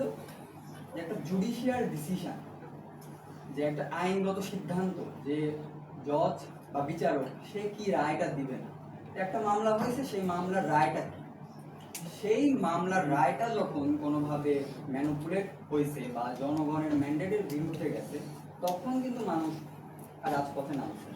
তাহলে আমরা যদি এভাবে চিন্তা করি যে যে বিচারক ওই রায়টা দিয়েছে বা যারা এর সাথে জড়িত ছিলেন, তারা যদি তাদের জায়গায় থেকে রেশনাল থিঙ্কিং এর মাধ্যমে যে সঠিক ডিসিশনটা যেটা আসলে দেওয়া উচিত ছিল, সেই রায়টা যদি তারা দিতেন বা আগে যে ডিসিশনটা ছিল সেটাই যদি বহাল থাকতো, তাহলে কিন্তু আজকের এই পরিস্থিতিটা হইতো না। তাহলে বোঝা যায় যে কোনো ইন্ডিভিজুয়াল প্রবলেম বা কোনো সিলেক্টিভ প্রবলেমের কারণে বড় কোনো ধরনের সিচুয়েশন তৈরি হয়ে যাইতে পারে।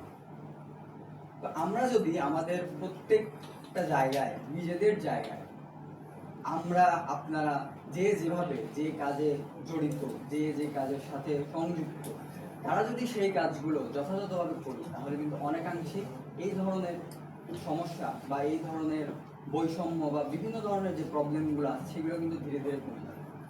এখন জুলাইয়ের যে আকাঙ্ক্ষা, আমরা যে জানি যে আন্দোলনের নাম ছিল বৈষম্য বিরোধী ছাত্র আন্দোলন, তার মানে মেইন সাবজেক্ট ম্যাটার কি বৈষম্য। এখন এই 2 বছর পরেও আসলে বৈষম্যটা কতটুকু দূর হলো, আসলে কি শুধু নামেই ছিল নাকি কাজেও কিছুটা করেছে, এই বিষয়গুলো আমাদেরকে মাথায় রাখতে হবে। এই পুরো আন্দোলনের একটা বড় ফলাফল হিসেবে আমি দেখি যে একটা জেনারেশন তৈরি হলো যারা রাজনীতি সাথে আগে যারা ছিল তারা যতটা না রাজনীতি বুঝতো, দেখতো, যত বেশি আগ্রহী ছিল, এই আন্দোলনের মাধ্যমে কিন্তু পুরা আমি সহ আমার বন্ধুরা সবাই কিন্তু রাজনীতি নিয়ে অন্তত কিছু বেসিক জিনিস আমরা এখন খোঁজ খবর রাখি। আমি একজন আইনের শিক্ষার্থী, আইন করি। এই জায়গা থেকে আমি অনেক পার্সোনাল কিছু প্রবলেম ফেস করছি যখন আমি এই সিদ্ধান্তটা নিচ্ছি। আমার প্রতিবেশী, আত্মীয় স্বজন তারা এসে বলছে যে আইনজীবী হবা, আইনজীবীরা তো ভালো মানুষ, মিথ্যা কথা বলে। এরপরে বলে যে রাজনীতি করবা, রাজনীতি যারা করে এত ভালো না, এত দুর্নীতি করে। আমার মানে এটা অবশ্যই একটু বেশি বলা, বাট আমি ছোট ছিলাম তখন, আমি ক্লাস 9 থেকে রাজনীতি করতাম স্কুলে। আমি সবসময় বলছি সে ওভার কনফিডেন্স বলতে পারেন, বাট আমি বলছি যে আমার মতো ভালো মানুষ যদি রাজনীতিতে না যায়, আমার মতো ভালো মানুষ যদি আইনজীবী না হয়, তাহলে এই সিস্টেমের পরিবর্তন কিভাবে হবে। তাইলে এখন আমরা যে জুলাই আন্দোলনের মাধ্যমে এমন একটা জেনারেশন বা এমন একটা সিচুয়েশনে আসছি, অন্ততপক্ষে যারা ওই পরিবর্তন, যারা কিছুটা ভালো মানুষ বা যারা এইভাবে চিন্তা করে বৈষম্যের বিরুদ্ধে বা কিছুটা সৎ থাকা, অন্তত কিছু মানুষ তো আজকে আমাদের সংসদে আসছে, কিছু মানুষ তো দেশের নেতৃত্বে আসছে। এই যে কিছুটা পরিবর্তন, এই কিছুটা পরিবর্তনকে আরো বেশি পরিপূর্ণ করা এবং আস্তে আস্তে ধাপে ধাপে আরো বেশি এগিয়ে নিয়ে যাওয়া, এই লক্ষ্যে আমাদের যাত্রা। বাংলাদেশ ছাত্র অধিকার পরিষদ সেই 2018 সালে কোটা সংস্কার আন্দোলন থেকে যাত্রা শুরু, 24 সালে এসে পরিণতি। আপনারা দেখবেন যে হয়তোবা এখন এসে সেই বিষয়গুলো ওভাবে ফুটে ওঠে না, বাট ওই সময় যদি ফিরে যান বাংলাদেশের 64 জেলায় এবং প্রত্যেকটা ক্যাম্পাসে ছাত্র অধিকার পরিষদের একজন অন্ততপক্ষে লিডিং ফেসে ছিল। হয়তোবা তারা এখন রিকগনিশন পায় না, বাট আসলে ছিল। এটা আপনারা ভালোভাবে খেয়াল করে দেখুন। আসলে এই রিকগনিশন আমাদের লক্ষ্য ছিল না, আমাদের লক্ষ্য ছিল বৈষম্য দূর করা বা স্বৈরাচারী ফ্যাসিবাদী যে শাসন, সেই শাসনের পতন, যেটা আমরা সাকসেসফুলি করতে পারছি। এখন যে দেশের কাঠামোগত উন্নয়ন এবং দেশকে আরো ভালোভাবে এগিয়ে নিয়ে যাওয়ার যে প্রত্যয়, এই যে জুলাইয়ের আকাঙ্ক্ষা, যেখান থেকে সবকিছু শুরু, সেই আকাঙ্ক্ষাকে আরো দীর্ঘায়িত করা এবং প্রতিষ্ঠা করার যে লড়াই, সেই লড়াইয়ে বাংলাদেশ ছাত্র অধিকার পরিষদ সবসময় থেকে যাবে এবং সফলতা বয়ে আনবে। সেই লড়াইয়ে আপনাদের সবাইকে সাথে চাই এবং আপনাদেরকে সবসময় ওয়েলকাম। দেশের জন্য, দেশের ভালোর জন্য যে কোনো কাজে আমরা যদি আপনাদের প্রয়োজন হয়, আমাদেরকে অবশ্যই পাশে পাবেন। আপনাদেরকে যদি আমাদের প্রয়োজন হয়, আমরা আপনাদেরকে পাশে যাব। একসাথে মিলে বাংলাদেশকে গড়ে তুলবো ইনশাআল্লাহ। সবাইকে অসংখ্য ধন্যবাদ। আসসালামু আলাইকুম। ধন্যবাদ তানভীর ভাইকে। আসলে জুলাই, বারবার বলছি, জুলাই হয়েছিল সকল শ্রেণী পেশার মানুষের অংশগ্রহণে, কিন্তু জুলাই যে এক শ্রেণীর ছিনতাইকারী তাদের নিজেদের সম্পদ পরিণত করছে, জুলাইকে যে তাদের কুক্ষিগত করছে, এটা আমরা বুঝতে পেরেছিলাম। এটা আরো পরিপূর্ণভাবে বুঝতে পেরেছি যেদিন আমি এবং আমার সহযোদ্ধার উপর নগ্নভাবে হামলা করা হয় গোপালগঞ্জের ওই কাচ্চি ডাইনের সামনে। প্রথমে আমরা ধারণা করেছিলাম হয়তো পতিত সরকারের সন্ত্রাসী বাহিনী আমাদের উপর হামলা করেছে, কিন্তু ওই মার খেয়েও আমাদের এতটা হৃদয়ের রক্তক্ষরণ হয়নি। যতটা না রক্তক্ষরণ হয়েছে, শুনেছি আমাদের এই ক্যাম্পাসেরই কিছু সহযোদ্ধা যাদের হাতে হাত ধরে কাঁধে কাঁধ রেখে আমরা জুলাই আন্দোলন করেছি, তারা ষড়যন্ত্র করে এনসিপির পেটোয়া বাহিনী দিয়ে আমাদেরকে হামলা করিয়েছে। এই জুলাই ওই হাত হারানো, পা হারানো পঙ্গু সহযোদ্ধারা কিন্তু বলে যে যদি লাগে দেশের প্রয়োজনে আরেকটা পাও বিসর্জন দিয়ে দেব। ভাই, জুলাই কারো বাপের সম্পত্তি না, জুলাই সবার। জুলাইকে কেন্দ্র করে যারা অবৈধ স্বার্থ হাসিল করার চেষ্টা করেছে, আমি বর্তমান সরকারকে আহ্বান জানাবো এই সকল জুলাই ব্যবসায়ীদেরকে যেন শাস্তির আওতায় নিয়ে আসা হয়। জুলাইকে পুঁজি করে অন্যায় করবেন, সেই অন্যায় আপনারা ছাড় পেয়ে যাবেন, তা কিন্তু হবে না। সেই বন্দোবস্ত 24-এ কিন্তু শেষ হয়ে গেছে।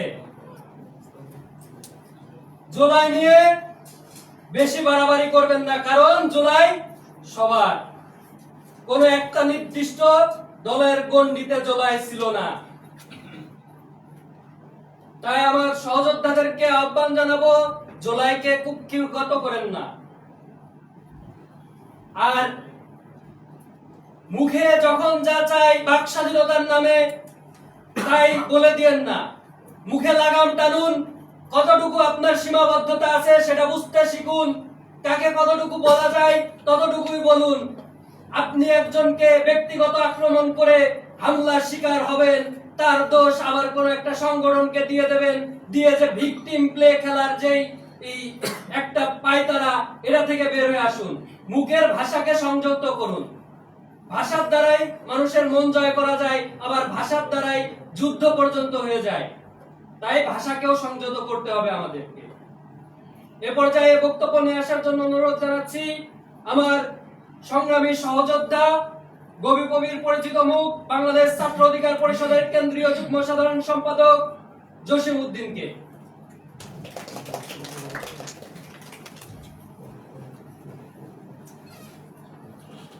বিসমিল্লাহির রহমানির রহিম।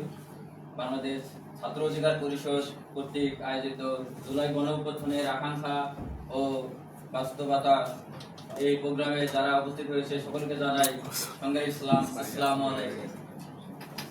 বাংলাদেশ ছাত্র অধিকার পরিষদ 2018 সালের কোটা সংস্কার আন্দোলনের অগ্নিগর্ভ থেকে জন্মলাভ করা সংগঠন। এই সংগঠন 2018 সালে যেমন কোটা সংস্কার আন্দোলনের নেতৃত্ব দিয়েছে, সেই একইভাবে আবার নিরাপদ সড়ক আন্দোলনের নেতৃত্ব দিয়েছে। এবং আমরা জানি যে একসময় মোদি বাংলাদেশে যখন আসতে চায়, সেই মোদি বিরোধী আন্দোলনে কিন্তু বাংলাদেশ ছাত্র অধিকার পরিষদ নেতৃত্ব দিয়েছে। এবং সেই সময় কিন্তু প্রায় 17 জনের মতো মানুষ, ছাত্র জনতা শহীদ হয়।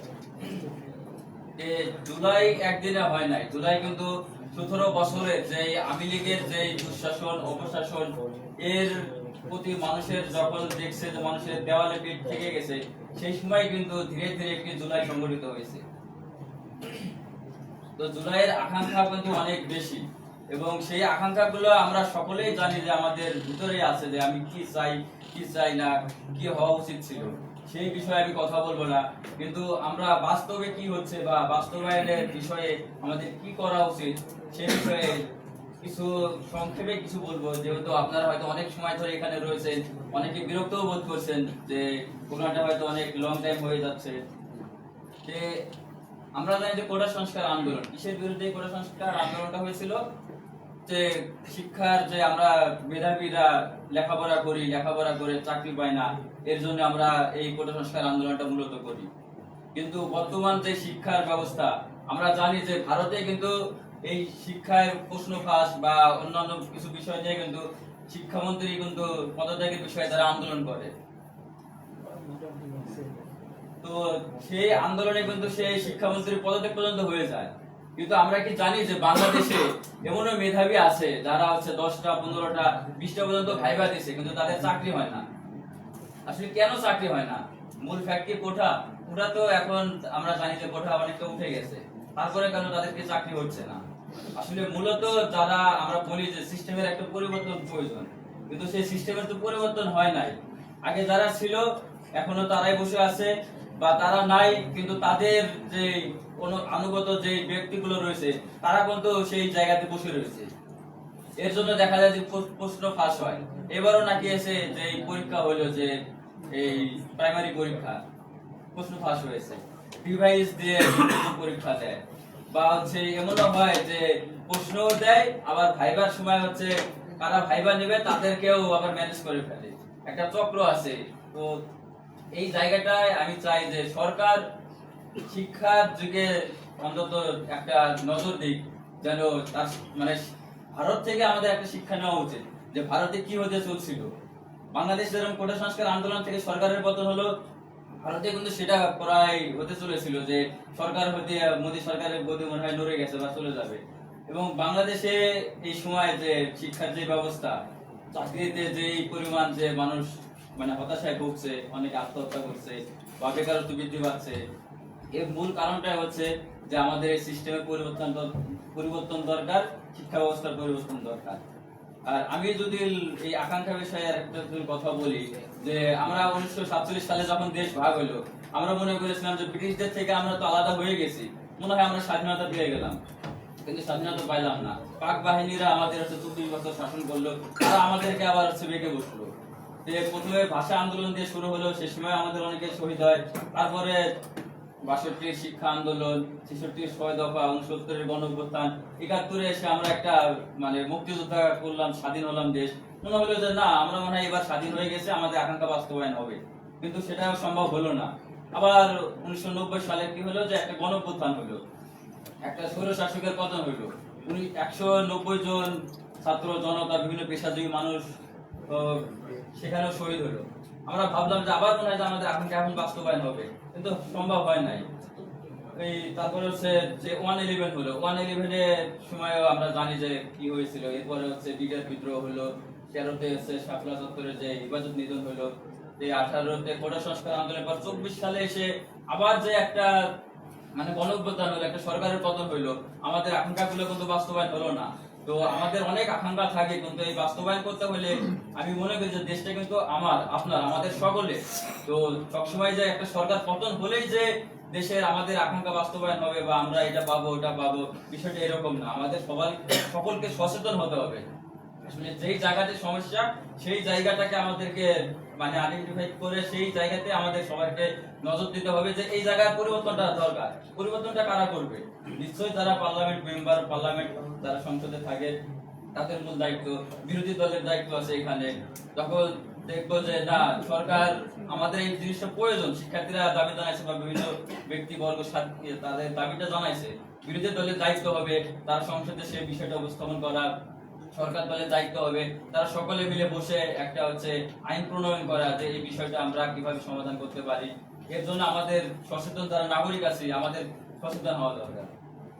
আমি রিসেন্টলি কয়েকটা ঘটনা বলি, মানে বিশ্ববিদ্যালয় কেন্দ্র করে, যে আমরা সবাই কিন্তু মব ভায়োলেন্সের বিপক্ষে, কিন্তু আমরা দেখতে পাই যে একজনকে ছাত্রলীগ ট্যাগ দেওয়া হচ্ছে, ট্যাগ দিয়ে তার বিরুদ্ধে মব করা হচ্ছে। আসলে কি সে ছাত্রলীগ?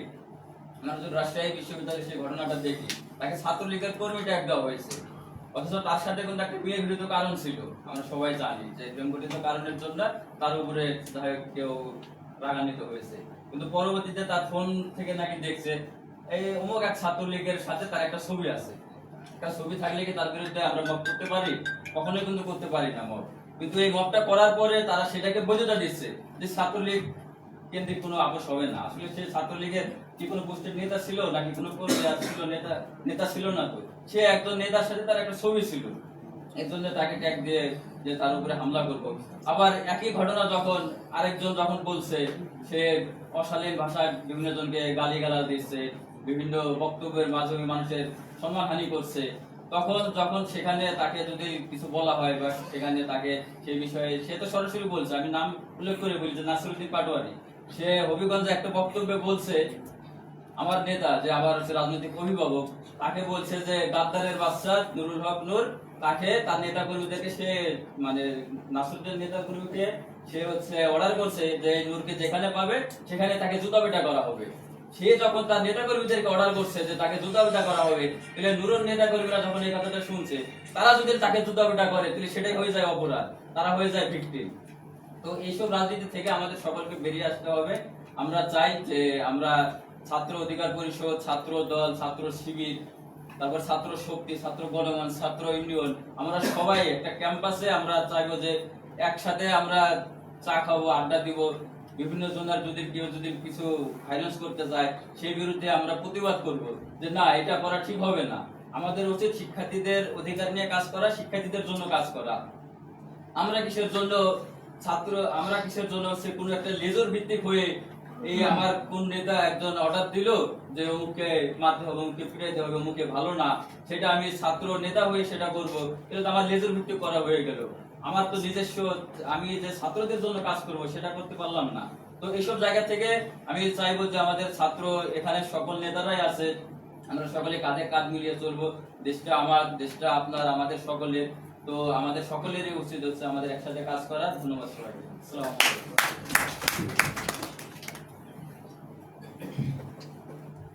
ধন্যবাদ জসিমকে। ও আসলে নিজের কথা হয়তো বলতে লজ্জা পাইছে কিনা জানি না, বা আমরা হয়তো নিজের ঢোল নিজে পিটাইতেও বিশ্বাসী না। তবে এইখানে যারা বসা আছে এবং পরিচিত অনেক মুখ আছে যারা জানে যে জুলাইয়ে জসিমের কি ভূমিকা ছিল, জুলাইয়ে তোহার কি ভূমিকা ছিল, এছাড়াও সামনে যারা উপস্থিত আছে প্রত্যেকের কি ভূমিকা ছিল। এই পর্যায়ে বক্তব্য নিয়ে আসছেন আমাদের গোপালগঞ্জ বিজ্ঞান ও প্রযুক্তি বিশ্ববিদ্যালয়ের পরিচিত মুখ, বাংলাদেশ ছাত্র অধিকার পরিষদের কেন্দ্রীয় দপ্তর সম্পাদক সহসভাপতি পদমর্যাদায় মোহাম্মদ আলী তোহা।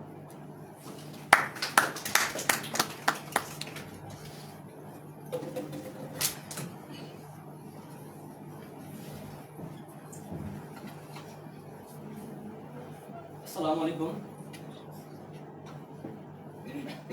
জুলাই গণঅভ্যুত্থানের আকাঙ্ক্ষা এবং বাস্তবতা শীর্ষক আলোচনা সভায় প্রথমে শ্রদ্ধা করে স্মরণ করছি যে এই 2 সহস্র শহীদের বিনিময়ে আমরা এই নতুন বাংলাদেশ পেয়েছি, এবং যে 30,000 আহত পঙ্গুত্ব বরণ করেছেন, কেউ হাত হারিয়েছেন, কেউ পা হারিয়েছেন, কেউ চোখ হারিয়েছেন, তাদের আত্মত্যাগের বিনিময়ে আমরা এই নতুন বাংলাদেশ পেয়েছি। তাদেরকে শ্রদ্ধা করে স্মরণ করি।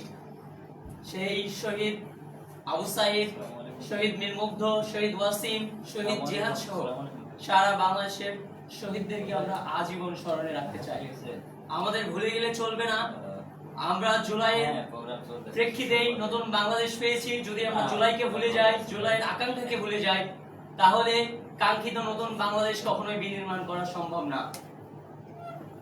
আমরা যে জুলাইকে ধারণ করে আজকে এই পর্যায়ে এসে পৌঁছেছি, সেই জুলাইকে যদি ভুলে যাই, জুলাইয়ের আত্মত্যাগকে যদি ভুলে যাই, তাহলে যে পতিত ফ্যাসিস্ট সরকার বা ফ্যাসিস্ট শক্তি দেশের বাহির থেকে দেশকে অস্থিতিশীল করার জন্য বারবার চেষ্টা করে যাচ্ছে, তারা পক্ষান্তরে সফল হয়ে যাবে।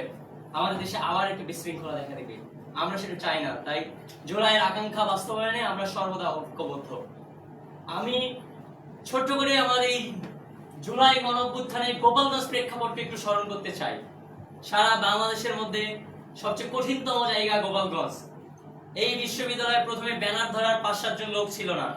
প্রথমে মনে হয় 10 জুলাই প্রশাসনিক ভবনের সামনে কয়েকজন মিলে ব্যানার ধরে আন্দোলনটা শুরু করে। পরবর্তীতে অনেকেই এসেছে কোটা সংস্কার আন্দোলনের জন্য। সবচেয়ে বড় মিছিল মনে হয় 15 এবং 16 তারিখ একটা লাঠি মিছিল, এবং 16 বা 17 তারিখে কফিন মিছিল হয়েছিল, যে সময় সবচেয়ে বেশি সংখ্যা সবাই পার্টিসিপেট করেছিল সেই আন্দোলনে। ওই সময়গুলোতে এই যে আমার সামনে বসে কিছু সাংবাদিক রয়েছেন, কিছু সাংবাদিকরা জুলাই যোদ্ধা হিসেবে আমাদেরকে যেমন সহযোগিতা করেছিলেন, কিছু গাদ্দার হলুদ সাংবাদিকও ছিলেন, যে আমাদের মধ্যে যারা নেতৃত্ব দিয়েছে তাদের অনেকের তথ্য গোয়েন্দা সংস্থার কাছে দিয়েছিলেন। পরবর্তীতে আমরা সেটা জানতে পারি, এবং তার বিরুদ্ধে বিশ্ববিদ্যালয়ের প্রশাসন পক্ষান্তরে এখনো খুব বেশি ব্যবস্থা গ্রহণ করে নাই। আমরা যারা জুলাই গাদ্দারি করেছে তাকে যদি আমরা এখন সম্মানিত করি, তাহলে এটা আমাদের জন্য অনেক বড় লজ্জার বিষয়, অনেক বড় ব্যর্থতার বিষয়। জুলাই গণঅভ্যুত্থানে যে আমাদের সুবর্ণ আপু আছেন এখানে, প্রথম মনে হয় নারীদের মধ্যে উনি এসে মাইকটা ধরেছিলেন, উনি স্লোগান দিয়েছিলেন। নারীরা আসার সময় মানে অনেক ভয় পেত। গোপালগঞ্জ তো আমরা যখন এই ক্যাম্পাসে যখন আন্দোলন হয়েছে, জসিমরা যখন সমন্বয়কের ভূমিকা পালন করেছে এই জায়গায়, যে ফারুক খন্দকার, শাওন, হাবিব, এরা সবাই আমাদের প্রথমে মনে হয় 11 জনের একটা সমন্বয়ক টিম গঠন করা হয়েছিল। আপনাদের এই জন্যই বলছি যে জুলাই ইতিহাসটা জানা প্রয়োজন। এই বিশ্ববিদ্যালয়ে এই কঠিনতম জায়গায় কেমন হয়েছিল, এই 11 জনের নাম, এই যে ইদ্রিস রয়েছে আহত যোদ্ধা, সবাই মোটামুটি ছিল। আমি সবার নাম হয়তো বলতে পারছি না এই মুহূর্তে, বেশ কিছু নাম মনে আছে, সেগুলো বলতেছি। মানে এই 11 জন জীবনের ঝুঁকি নিয়ে তারা এই আন্দোলনের নেতৃত্ব দিয়েছে এবং আন্দোলনকে সুসংগঠিত করেছে। যখন আমাদের পূর্ণাঙ্গ কমিটি করা হয়েছিল সমন্বয়কদের 51 সদস্য বিশিষ্ট, সেই সময় নাহিদ ইসলাম, আসিম মাহমুদ, আব্দুল কাদের, ওদের সাথে যোগাযোগ, রিফাত রশিদ, তাদের সাথে যোগাযোগ করে আমাদের একটা কমিটি নিয়ে হয়েছিল। ওই সময় 17 তারিখ ক্যাম্পাস বন্ধ হওয়ার পর 18 তারিখ অনেকেই চলে গেলেন। তারপর আরো কঠিনতম অবস্থা যে আমরা অনলাইনে কোনো প্রতিবাদ জারি রাখতে পারি বা কিভাবে কাজ করতে পারি, এই নিয়ে আমাদের একটা সমাগম হয়েছিল। আমরা চিন্তা করেছিলাম যে যদি আমাদের টিমটা একটু বড় হয়, 51 বা 50 সদস্য বিশিষ্ট টিম হইলে অন্তত মনে করবে যে 50 জন আমরা আসি একসাথে। সেই জন্য আমরা সেই সময় নাম দেওয়ার জন্য প্রতিটা ডিপার্টমেন্টে ফোন দিতাম, সবাইকে বোঝাইতাম যে কোনো সমস্যা নাই, আপনি একটু নামটা রাখেন আর আপনার নামটা থাকুক, আপনি একটু অনলাইনে লেখালেখি করেন, কোনো প্রবলেম নাই। সেই সময় কিন্তু অনেক কষ্ট করে 50 জন পাওয়া গিয়েছিল। কিন্তু আমরা জুলাই পরবর্তী প্রেক্ষাপটে যেটা দেখেছি যে যারা আন্দোলনে ছিল না, সারা বাংলাদেশে হয়তো কোথাও আন্দোলন করে নাই, তারা 5 আগস্টের পরে এসে অনেক বড় নেতা বনে গেলেন। আর এই জাতিকে, যারা তরুণ একটা মেধাবী জাতি, যারা নতুন বাংলাদেশকে নতুন ভাবে বিনির্মাণের স্বপ্ন দেখেছে, তাদেরকে কিভাবে চাহিদা প্রমাণ করা হইলো। আমরা ধরেন যারা রিক্সা ভাড়া দিতে পারতাম না, এক বেলা খেয়ে আরেক বেলার টাকা বাঁচিয়ে এই ধরনের ব্যানার তৈরি করতাম, সেই মানুষগুলো, আমাদের আশেপাশের মানুষগুলো যখন গাড়িতে ঘুরছে, 5 স্টার হোটেলে যেয়ে খাচ্ছে, তখন আমাদের মধ্যে সে কষ্ট লাগা স্বাভাবিক যে আমরা তো 5-7 বছর ধরে রাজনীতি করেছি। 2018 পর থেকে এই বিশ্ববিদ্যালয়ে আমি একবার ছাত্রলীগের হামলার শিকার হয়েছি, আমরা তো কিছু করতে পারলাম না, তারা তো কোটি কোটি টাকা কামাচ্ছে কোথা থেকে। আমাদের এই জাতির মধ্যে চাহিদা প্রবণ করা এবং ডিভাইডেশনটা যে শুরু হলো, এই ডিভাইডেশনের দায় একটা পক্ষকে অবশ্যই নিতে হবে। যদি তারা সম্মিলিত থাকতেন এবং পুরো জাতিকে ঐক্যবদ্ধ রাখতেন, তাহলে আমাদের বাংলাদেশের যে কাঙ্ক্ষিত যে কাঠামোগত পরিবর্তন, আমাদের যে জুলাইয়ের আকাঙ্ক্ষা ছিল বৈষম্যহীন বাংলাদেশ বিনির্মাণ হবে, প্রত্যেকটা শ্রেণী পেশার মানুষ তাদের মৌলিক অধিকারগুলো ফিরে পাবে, কৃষক, শ্রমিক, মজুর তারা তাদের ন্যায্য বেতন ভাতা পাবে, কারো কোনো সমস্যা থাকবে না। 3 বেলা ভাতের অধিকার চাই। আমি পড়াশোনা করে একটা বিশ্ববিদ্যালয় থেকে শিক্ষিত বেকার হয়ে করতেছি, আমি তো আমার চাকরির স্বাধীনতা চাই, আমি তো খুব বেশি কিছু চাই নাই, এটা আমার রাষ্ট্রবাদী দিবে না। কিন্তু এই আকাঙ্ক্ষা আমরা গত 1.5 বছর 2 বছরে বাস্তবায়ন করতে পারি না, এটা আমাদের চরম বড় ব্যর্থতা। আমাদের এই ব্যর্থতার দায় একটা পক্ষকে অবশ্যই নিতে হবে। তারা এই জাতিকে, এই তরুণ প্রজন্মকে ডিভাইডেশন করেছে। এই গতকাল যে 18 তারিখ যখন হল বন্ধ হয়, অনেকে ক্যাম্পাস ছেড়ে চলে গেছিলেন, আমরা হল চত্বরে 5-7 জন বসেছিলাম, যারা হল থেকে সবাইকে ডাকতেছিলাম যে সবাই নেমে আসেন, যেহেতু বিক্ষোভ কর্মসূচি ঘোষণা দিয়েছে আমরা আন্দোলন করি, আরেকটা দিন মিছিল করি, কেউ নেমে আসে নাই। হল চত্বর থেকে আমাকে ছাত্রলীগের মোল্লা লজিস সম্ভবত আর পাভেল টাভেলকে গেছিলেন, তারা বাইকে করে নিয়ে এসে মেন গেটে ওই জায়গায় আমাদের জাহাঙ্গীর ভাই ছাত্রলীগ নেতা আরো কে গেছিলেন, পুলিশ, সেনাবাহিনী, র্যাব 3 বাহিনীর হাতে তুলে দেওয়া হলো। কি একটা বিভীষিকাময় অবস্থা। ওই সময় মেন গেটের আমাদের অ্যাকাউন্টিং ডিপার্টমেন্টের সোলাইমান স্যার ছিলেন, আমার ফাইন্যান্স ডিপার্টমেন্টের মাসুদ স্যার ছিলেন, ওনারা বাস্তব উপলব্ধি জানেন। আর বামপন্থী একজন ব্যক্তি ছিলেন, ওদের মনে হচ্ছিল যে ওই সময় আমাদের মেরেই ফেলবে, আমাদের জীবনের শেষ সময় হতে পারতো সেটা। কিন্তু আল্লাহর রহমতে আপনাদের দোয়ায় বেঁচে ফিরেছি। পুলিশের কয়েক ঘন্টা নির্যাতন পরে তৎকালীন ডক্টর স্যার ছিলেন, তারা আরো বেশ কিছু টিচার সহযোগিতা করে আমাকে ছাড়িয়ে নিয়ে এসেছিলেন, পরবর্তীতে ক্যাম্পাস ছেড়ে চলে যেতে হয়েছে সবাই। আমরা খুব কঠিন সময়ে কিন্তু এই বিশ্ববিদ্যালয় বা এই বাংলাদেশ নতুন ভাবে গড়ার স্বপ্ন দেখেছি। 5 আগস্ট পরবর্তী সময়ে আমরা চিন্তা করেছিলাম যে এই বিশ্ববিদ্যালয়টা নতুন ভাবে সাজানো হোক। মেন গেটের নাম সে 1.5 বছরে আমরা পেয়েছি, যেটা আমাদের বহুল কাঙ্ক্ষিত ছিল, যাতে আমরা প্রথমেই পাই। আমাদের চলমান যে কাজগুলো ছিল, মোরাল কমপ্লেক্সের রাস্তাগুলোয় পানির নিচে তলিয়ে যায়, এই কাজগুলো কিন্তু নতুন প্রশাসন সেভাবে করতে পারে নাই। রাষ্ট্র আমাদের বিশ্ববিদ্যালয়কে সেভাবে সাপোর্ট দেয় নাই। এই বিশ্ববিদ্যালয়ে বাজেট বৈষম্য হয়, বাজেট আটকে থাকে। আজকের প্রোগ্রামে ভিসি স্যার, প্রফেসর স্যার যদি থাকতেন বিশ্ববিদ্যালয়ের ঊর্ধ্বতন প্রশাসন, তাহলে আরো ভালো হতো। জুলাই কেন্দ্রিক প্রোগ্রামে তাদের থাকা উচিত, কারণ জুলাইয়ের প্রেক্ষাপটে অন্তর্বর্তীকালীন সময় একজন ভিসি প্রবেশী হয়েছে, এখনো যারা ভিসি প্রবেশী হচ্ছেন এই জুলাইয়ের প্রেক্ষিতে এসেই হচ্ছে। জুলাই না হলে তারা কখনো ভিসি প্রবেশী হতে পারতেন না বিশ্ববিদ্যালয়গুলো। এই বিশ্ববিদ্যালয়ের শিক্ষার্থীদের বেশি চাওয়া নাই তো এই পেমেন্ট সিস্টেমগুলো ডিজিটালাইজেশন হবে। আশা রাখতেছি প্রক্টর স্যার এই বিষয়গুলো ভিসি স্যার বা প্রভিসি স্যারের কাছে পৌঁছে দিবে। আমাদের বহুল কাঙ্ক্ষিত একটা বিষয়, বিশ্ববিদ্যালয়ে কনভোকেশন হবে। প্রথম কনভোকেশন আপনারা চান না? একটা সমর্থন হয়েছে এখন পর্যন্ত 2 বছর ধরে আমাদের সম্মিলিত সারা এই ক্যাম্পাসের 8000 শিক্ষার্থীর একটা দাবি ছিল যে আমাদের বিশ্ববিদ্যালয়ে কনভোকেশন হবে। এটা গত প্রশাসন আমাদের দিতে পারেন না। এই ব্যর্থতার দায়িত্ব প্রশাসনকে নিতে হবে না? যারা এখন দায়িত্বে আছেন তাদেরকেও নিতে হবে। আর আমরা যে নতুন বাংলাদেশ বিনির্মাণের কথা বলি, আমরা যে সেক্টরে আছি, আমরা নিজের জায়গা থেকে পরিবর্তন হই। আমাদের চিন্তা ভাবনা পরিবর্তন করতে হবে, কারণ বাংলাদেশ একটা ট্রানজিশনাল পিরিয়ডের মধ্যে দিয়ে যাচ্ছে। বাংলাদেশের সেই 17 বছর দুর্নীতি, দুঃশাসনের ভঙ্গুর কাঠামো, সেই ভোটবিহীন নির্বাচন, 2009-এর পিলখানা হত্যাকাণ্ড, 13 শাপলা চত্বর হত্যাকাণ্ড, এই সব মিলিয়ে সেই 2018 সালে কোটা সংস্কার আন্দোলন, নিরাপদ সড়ক আন্দোলনের ধারাবাহিকতা, 24-এর গণঅভ্যুত্থান। কিন্তু আমরা যে প্রকৃত অর্থে যে শিক্ষার্থীরা নিজের জীবনের মায়া ত্যাগ করে রাজপথে দাঁড়িয়ে থেকে নতুন বাংলাদেশের একটা রূপরেখার দ্বার প্রান্তে কাঙ্ক্ষিত বিজয় এনে দিলাম, সেই শিক্ষার্থীরা কি পেল? আমরা তো খুব বেশি কিছু পাই নাই। আপনারা পেয়েছেন, এখনো সেশন জট আসছে না, এখনো পরীক্ষার আগে যে খুব বেশি প্রেসার পড়ে না, 1 মাস ক্লাস হয় না, পরীক্ষার আগে 15 দিন টানা সকাল বিকেল ক্লাস।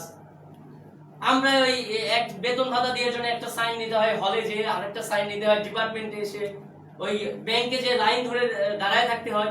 একটা ব্যাংকের সাথে চুক্তিবদ্ধ করে আমাদের ডিজিটালাইজেশন করা যায় না, ঘরে বসে আমরা পেমেন্ট সিস্টেম দিব। এই চাহিদাগুলোই তো আমাদের ছিল। আমরা তো পরিবর্তন চেয়েছি এই জায়গাগুলো। পরিবর্তন যদি হয় চেয়ারের বদলে চেয়ার পরিবর্তন, ব্যক্তির বদলে ব্যক্তি পরিবর্তন, এটা তো আমরা চাই না যে একজন ক্ষমতা থেকে যাবে আরেকজন এসে বসবে, একজন প্রশাসনের বদলে আরেকজন প্রশাসক এসে বসবে। এই পরিবর্তন তো চাই না। আমরা বাংলাদেশের কাঠামোগত পরিবর্তন চাই। বিশ্ববিদ্যালয়ের শিক্ষার্থীরা বাংলাদেশের সবচেয়ে সচেতন শিক্ষার্থী, তারা নতুন বাংলাদেশ বিনির্মাণে কাজ করতে চায়। এই জায়গায় আমরা বিশ্বাস করি যে যারা সামনে বসে আছে সবাই সচেতন শিক্ষার্থী, সবাই যে জায়গা থেকে দেশের জন্য, দেশের মানুষের জন্য, পরিবারের জন্য কাজ করতে চায়। কিন্তু আমার যদি পেটে ভাত না থাকে, আমি যদি পরিবার চালাইতে না পারি, আমার বাবা মা তো পড়াশোনা করেছে 5 বছর, তারা অনেক কষ্ট করে আমরা টিউশনি করে চলাফেরা করছি, এখানে ম্যাক্সিমাম টিউশনি করে। দিন শেষে তো আমার একটা চাকরির প্রয়োজন। আমার পাশে যদি মানে কাপড় না থাকে, আমি আরেকজনের সেবা করবো কোথা থেকে? আমার তো সেই মৌলিক চাহিদাগুলো পূরণ করা দরকার। তাই বিশ্ববিদ্যালয় থেকে সম্মিলিত আপনারা ভয়েস রেজ করবেন, এবং আমরা রাষ্ট্রের কাছে প্রত্যাশা করি যে শিক্ষিত বেকারদের কর্মব্যবস্থা হবে, এবং নতুন বাংলাদেশ বিনির্মাণের প্রত্যেকটা কর্মক্ষেত্র এবং প্রতিটা সেক্টরে একটা কাঠামোগত পরিবর্তন নিশ্চিত হবে, এবং বিশ্ববিদ্যালয়ের প্রকৃত সংস্কার, যে বিশ্ববিদ্যালয়ের শিক্ষার্থীদের যে মৌলিক চাহিদাগুলো রয়েছে, হল, ক্লাসরুম, অন্যান্য যে চাহিদাগুলো, এগুলো অতিশয় পূরণ হবে। এবং বিশ্ববিদ্যালয়ের শিক্ষার্থীদের সবসময় শুভকামনা জানাই, সকলের প্রতি ধন্যবাদ জ্ঞাপন করছি। আসসালামু আলাইকুম।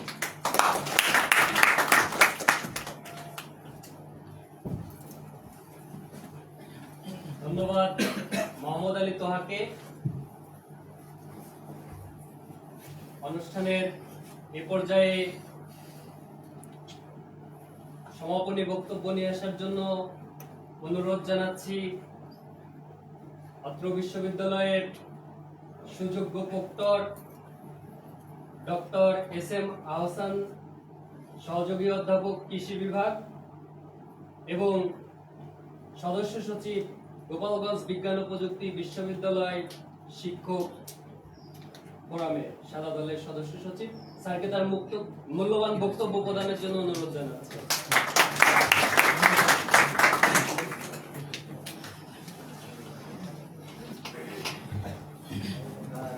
ধন্যবাদ সবাইকে।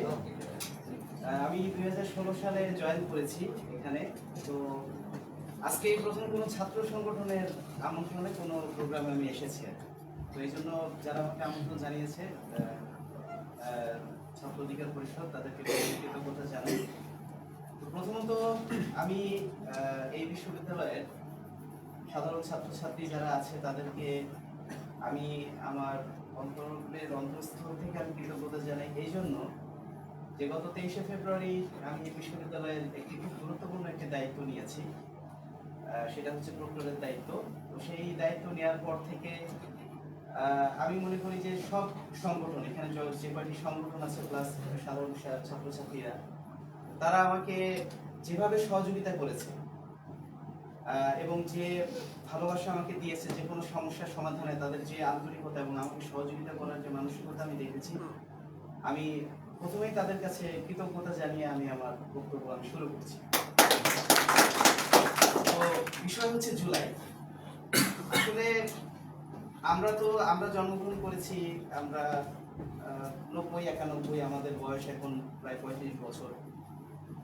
তো আমরা কিন্তু যখন ছাত্র রাজনীতির বাংলাদেশের একটা স্বর্ণযুগ ছিল, যেমন 80-90-এর দশক, আমরা ছাত্র রাজনীতির সেই স্বর্ণযুগটা কিছুটা হলেও আমরা দেখেছি।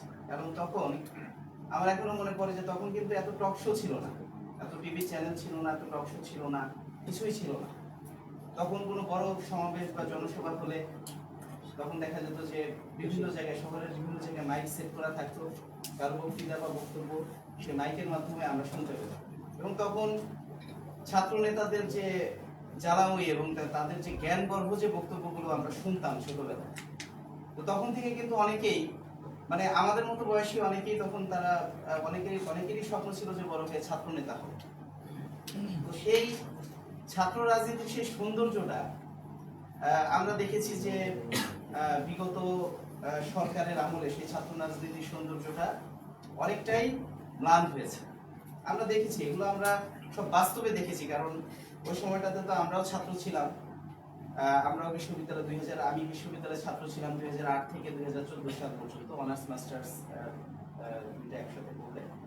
তো দেখেছি আমরা যে আসলে যোগ্য ছাত্র নেতাদের অবমূল্যায়ন, এবং বড় বড় পদ, সভাপতি, সেক্রেটারি পদগুলো হতো স্থানীয় জনপ্রতিনিধি বা নানান মেকানিজমে সেই পদগুলো হতো।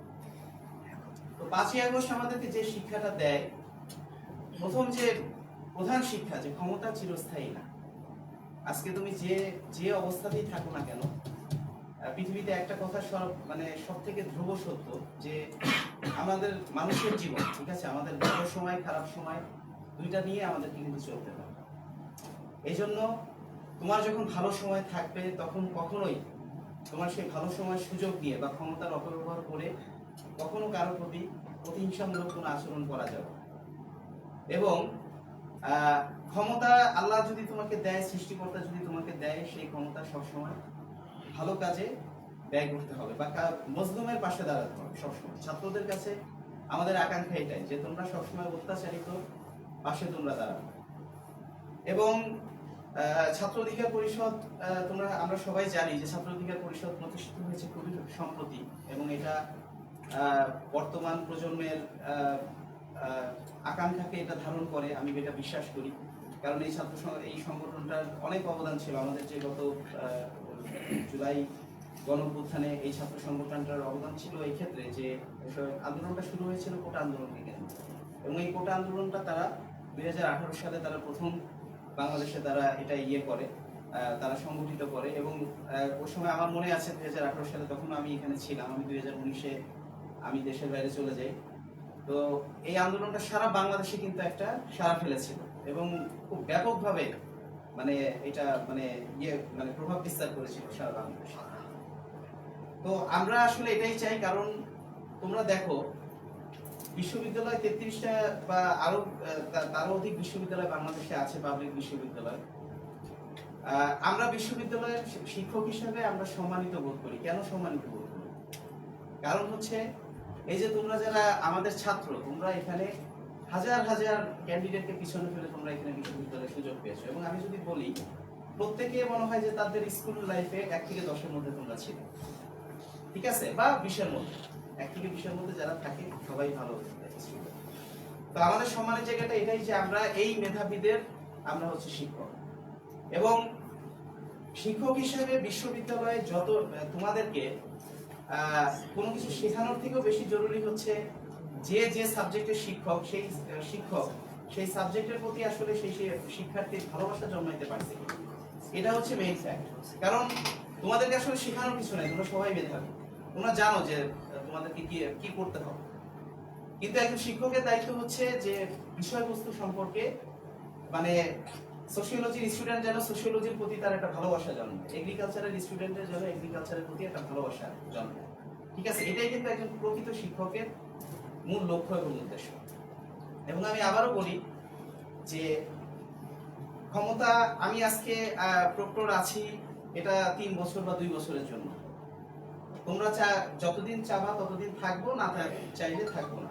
এবং এই পদের পরেও যে জিনিসটা সারা জীবন থাকবে, প্রক্টর পদও সারা জীবন থাকবে না। যেটা থাকবে ছাত্রছাত্রীদের ভালোবাসা এবং শ্রদ্ধা। কারণ একটা ছাত্র যদি মনে করে যে না, উনি কতদিন ছিলেন, উনি কারোর প্রতি অ্যাটলিস্ট, আমিও তো একজন মানুষ, আমার হয়তো সবকিছু করে দেওয়ার ক্ষমতা আমার নেই, কিন্তু অ্যাটলিস্ট যেমন ছাত্ররা বলে যে না, উনি কারোর প্রতি অযাচিত অন্যায় করেন, ঠিক আছে, কারো উপকার করতে না পারুক, কারো কোনো ক্ষতি করেন। আর এই বিশ্ববিদ্যালয়ের আমি একটা প্রশাসনের লোক হয়ে আমি একটা কথা বলি যে তোমাদের, আমি এটা অনেকের সাথে আমি শেয়ার করি যে আসলে পটুয়াখালী বিজ্ঞান ও প্রযুক্তি বিশ্ববিদ্যালয় আমার বিশ্ববিদ্যালয়, সেই বিশ্ববিদ্যালয়টা খুব একটা রিমোট প্লেসে। তোমরা যদি দেখো যে এটা তো তাও সদর উপজেলায়, সেটা আরেক সদর উপজেলার বাইরে অন্য একটা উপজেলা অবস্থিত। এখন পটুয়াখালী বিজ্ঞান ও প্রযুক্তি বিশ্ববিদ্যালয়ের একটা ছাত্র যে দেয়, যে তার যতটুকু বেতন বা যতটুকু তার টাকা পয়সা দিয়ে পড়তে হয়, ঠিক সেই পরিমাণ বা তার থেকেও বেশি টাকা পয়সা আমার স্টুডেন্টরা এখানে পে করছে, অথচ আমার স্টুডেন্টরা ন্যূনতম সুযোগ সুবিধাগুলো এখানে পায় না। এটা সব থেকে বড় মানে কনসার্নের বিষয়। এবং এই কারণে আমাকে অনেক সময় প্রশাসন থেকে বলা হয় যে ছাত্ররা ফেসবুকে এটা লেখে ওটা লেখে। আমি বললাম যে স্যার ওরা এটা তো লিখবে, এটা তো খুবই স্বাভাবিক, কারণ সে সেম বেতন ভাতা দিয়ে তার অন্যান্য বিশ্ববিদ্যালয়ে যে সুবিধাটা পাচ্ছে তারা তো তাদের ন্যূনতম ফ্যাসিলিটিসই তারা পাচ্ছে না। এই জন্য আমি সবসময় বলি যে যে কোনো ধরনের আমরা মানুষ, আমাদের সক্ষমতার মধ্যে সবকিছু নেই। ফেসবুকে আমি সমালোচনাকে ভালোবাসি, সমালোচনাকে সবসময় আমি পজিটিভলি দিই। এবং প্রশাসন থেকেও আমাকে মাঝে মধ্যে বলা হয়, আমি বলেছিলাম যে স্যার এটা আমি মনে করি যে ছাত্ররা আপনাদের হেল্পই করছে, ঠিক আছে, আপনারা একটা ভালো কাজ করলে আপনি এখান থেকে 2 দিন পরে চলে যাবেন, ছাত্ররা বলবে যে অমুক স্যার এই কাজটা করে গিয়েছে বিশ্ববিদ্যালয়ের জন্য। তা আমি মনে করি যে প্রশাসনেরও একটা ভিশনারি থাকতে হবে যে ছাত্ররা আগামী 6 মাস পরে কি চাইতে পারে। তো কি চাইতে পারে এরকম ভিশনারি একটা প্রশাসনেরও থাকা উচিত। এবং আপনি সেই সমস্যাটা আপনি 6 মাস আগে সলভ করে দেন, তাহলে তো ছাত্ররা লিখবে না। তো বিষয়টা এরকম যে আমাদের তোমাদের তোমরা সোচ্চার থাকো, তোমরা সবকিছু তোমরা অন্যায় বা কোনো ধরনের কোনো অনিয়ম এগুলোর ব্যাপারে তোমরা সোচ্চার থাকো, তোমাদের পাশে আমি আছি অ্যাটলিস্ট, ঠিক আছে। এবং এই বিশ্ববিদ্যালয়ের প্রশাসন আসবে, প্রশাসন যাবে, কিন্তু এই বিশ্ববিদ্যালয়ের মেইন স্টেক হোল্ডার তোমরা এবং আমি এখানে শিক্ষক, আমাকে এখানে 40 বছর থাকতে হবে। আমিও চাইবো যে আমার এই বিশ্ববিদ্যালয়টা উন্নতি হোক, ঠিক আছে। আমি যেন ভালো থাকি, আমার ছাত্ররা যেন ভালো থাকে। আমি দায়িত্ব নেওয়ার পরে আল্লাহর কাছে অশেষ শুকরিয়া যে কোনো ধরনের কোনো খুব বড় যে কোনো ঝামেলা হয়নি, আল্লাহর অশেষ রহমতে, কারণ তোমাদের সহযোগিতা ছিল। মারামারির ঝামেলা বা ঝগড়াঝাটির ঝামেলাগুলোকে আমি এভাবে দেখি যে এখানে সবাই আমার ছাত্র, ফ্যামিলিতেও কিন্তু ভাই বোনের মধ্যে ঝামেলা হয়, মারামারি হয়। এখন আমি যদি শাস্তি দেওয়ার মেন্টালিটি নিয়েই যদি একটা বিষয়কে আমি সলভ করতে যাই, তাহলে তো এটা তো শিক্ষক সুলভ আচরণ হলো না। কারণ আমার এই ছাত্র পঞ্চগড় থেকে আসছে, আমার এই ছাত্র চট্টগ্রাম থেকে আসছে, এবং সে যদি এখানে এসে অসহায় ফিল করে, তাহলে তো অ্যাজ এ টিচার হিসেবে, প্রশাসন হিসেবে আমি এখানে ব্যর্থ। তোমরা সবাই জানো মাওলানা ভাসানী বিশ্ববিদ্যালয়ে একটা ঘটনা ঘটছে রিসেন্টলি, এবং একটা শিক্ষার্থী আত্মহত্যা করছে, এবং সেই শিক্ষার্থী তার বাবা মার কাছে বলে গেছে যে তার বাবা মা তাকে এটা বলেছিল যে তোমার যদি মানসিক কোনো সমস্যা থাকে তুমি তোমার শিক্ষকদের সাথে আলোচনা করো। কিন্তু সে লিখে গেছিল যে তারা এতই তারা বড় বড় স্কলার, এত আমার কথা কি তারা শুনবে? এটা কিন্তু সব খুব প্যাথেটিক, কারণ আমার কাজই এটা, as a proctor, as a student adviser বা প্রশাসনের কাজই এটা। তো তোমরা সবাই অনেকেই দেখো যে আমি কিন্তু মানে এটা নিয়ে হাসি ঠাট্টাও হয়, আবার অনেকে পজিটিভলিও নেয়, নেগেটিভলিও নেয়।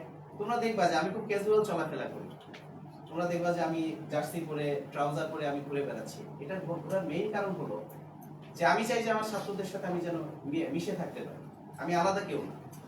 আর আমরা বিদেশে পড়াশোনা করেছি, বিদেশে আমরা দেখেছি যে আমাদের যারা প্রফেসর ছিলেন তারা যতটা সম্ভব আমাদের সাথে তারা মেশার চেষ্টা করেছে। কোনো অকেশন ছাড়া তারা কখনো আমি দেখি নাই যে তারা কোনো ফর্মাল ড্রেস করে কোথাও গিয়েছে। তো এটাই বলি যে ছাত্র সংগঠনগুলোর কাছে আমরা এটাই চাই, আমরা কোনো প্রতিহিংসার রাজনীতি চাই না। আমি একটা রাজনৈতিক দলকে রিপ্রেজেন্ট করি, আমি মনে করি যে কোনো প্রতিহিংসা ক্ষমতা চিরস্থায়ী না। ক্ষমতা কখনো দমন নিপীড়ন করে তুমি তোমার জনপ্রিয়তা বাড়াতে পারবা না। তুমি ভালো কাজ করো, তুমি ভালো কাজ করো, পজিটিভ কোনো কিছু করো, তুমি তোমার মেধাকে আরো শানিত করো, দেখবা যে তোমার পিছনে এমনি চলে আসবে মানুষ। তুমি ডাকলে এমনি তোমার যদি সদিচ্ছা থাকে, তোমার পিছনে এমনি ছাত্ররা থাকবে বা তোমার কর্মীরা থাকবে। তো এটাই আমাদের মূল আসলে আমাদের প্রতিপাদ্য বিষয়, যে আমরা যেন ক্ষমতা পেয়ে যেন অপব্যবহার না করি, মানুষের কল্যাণে ব্যবহার করি, এবং প্রতিহিংসামূলক রাজনীতি যেন আমরা না করি, এবং অন্যায়ের বিরুদ্ধে সোচ্চার করি। তো এই আশাবাদ ব্যক্ত করে আমি আমার বক্তব্য শেষ করছি। ছাত্ররা যারা এখানে এসেছে সবাইকে কৃতজ্ঞতা সরকারে আমার বক্তব্য শোনার জন্য। ধন্যবাদ।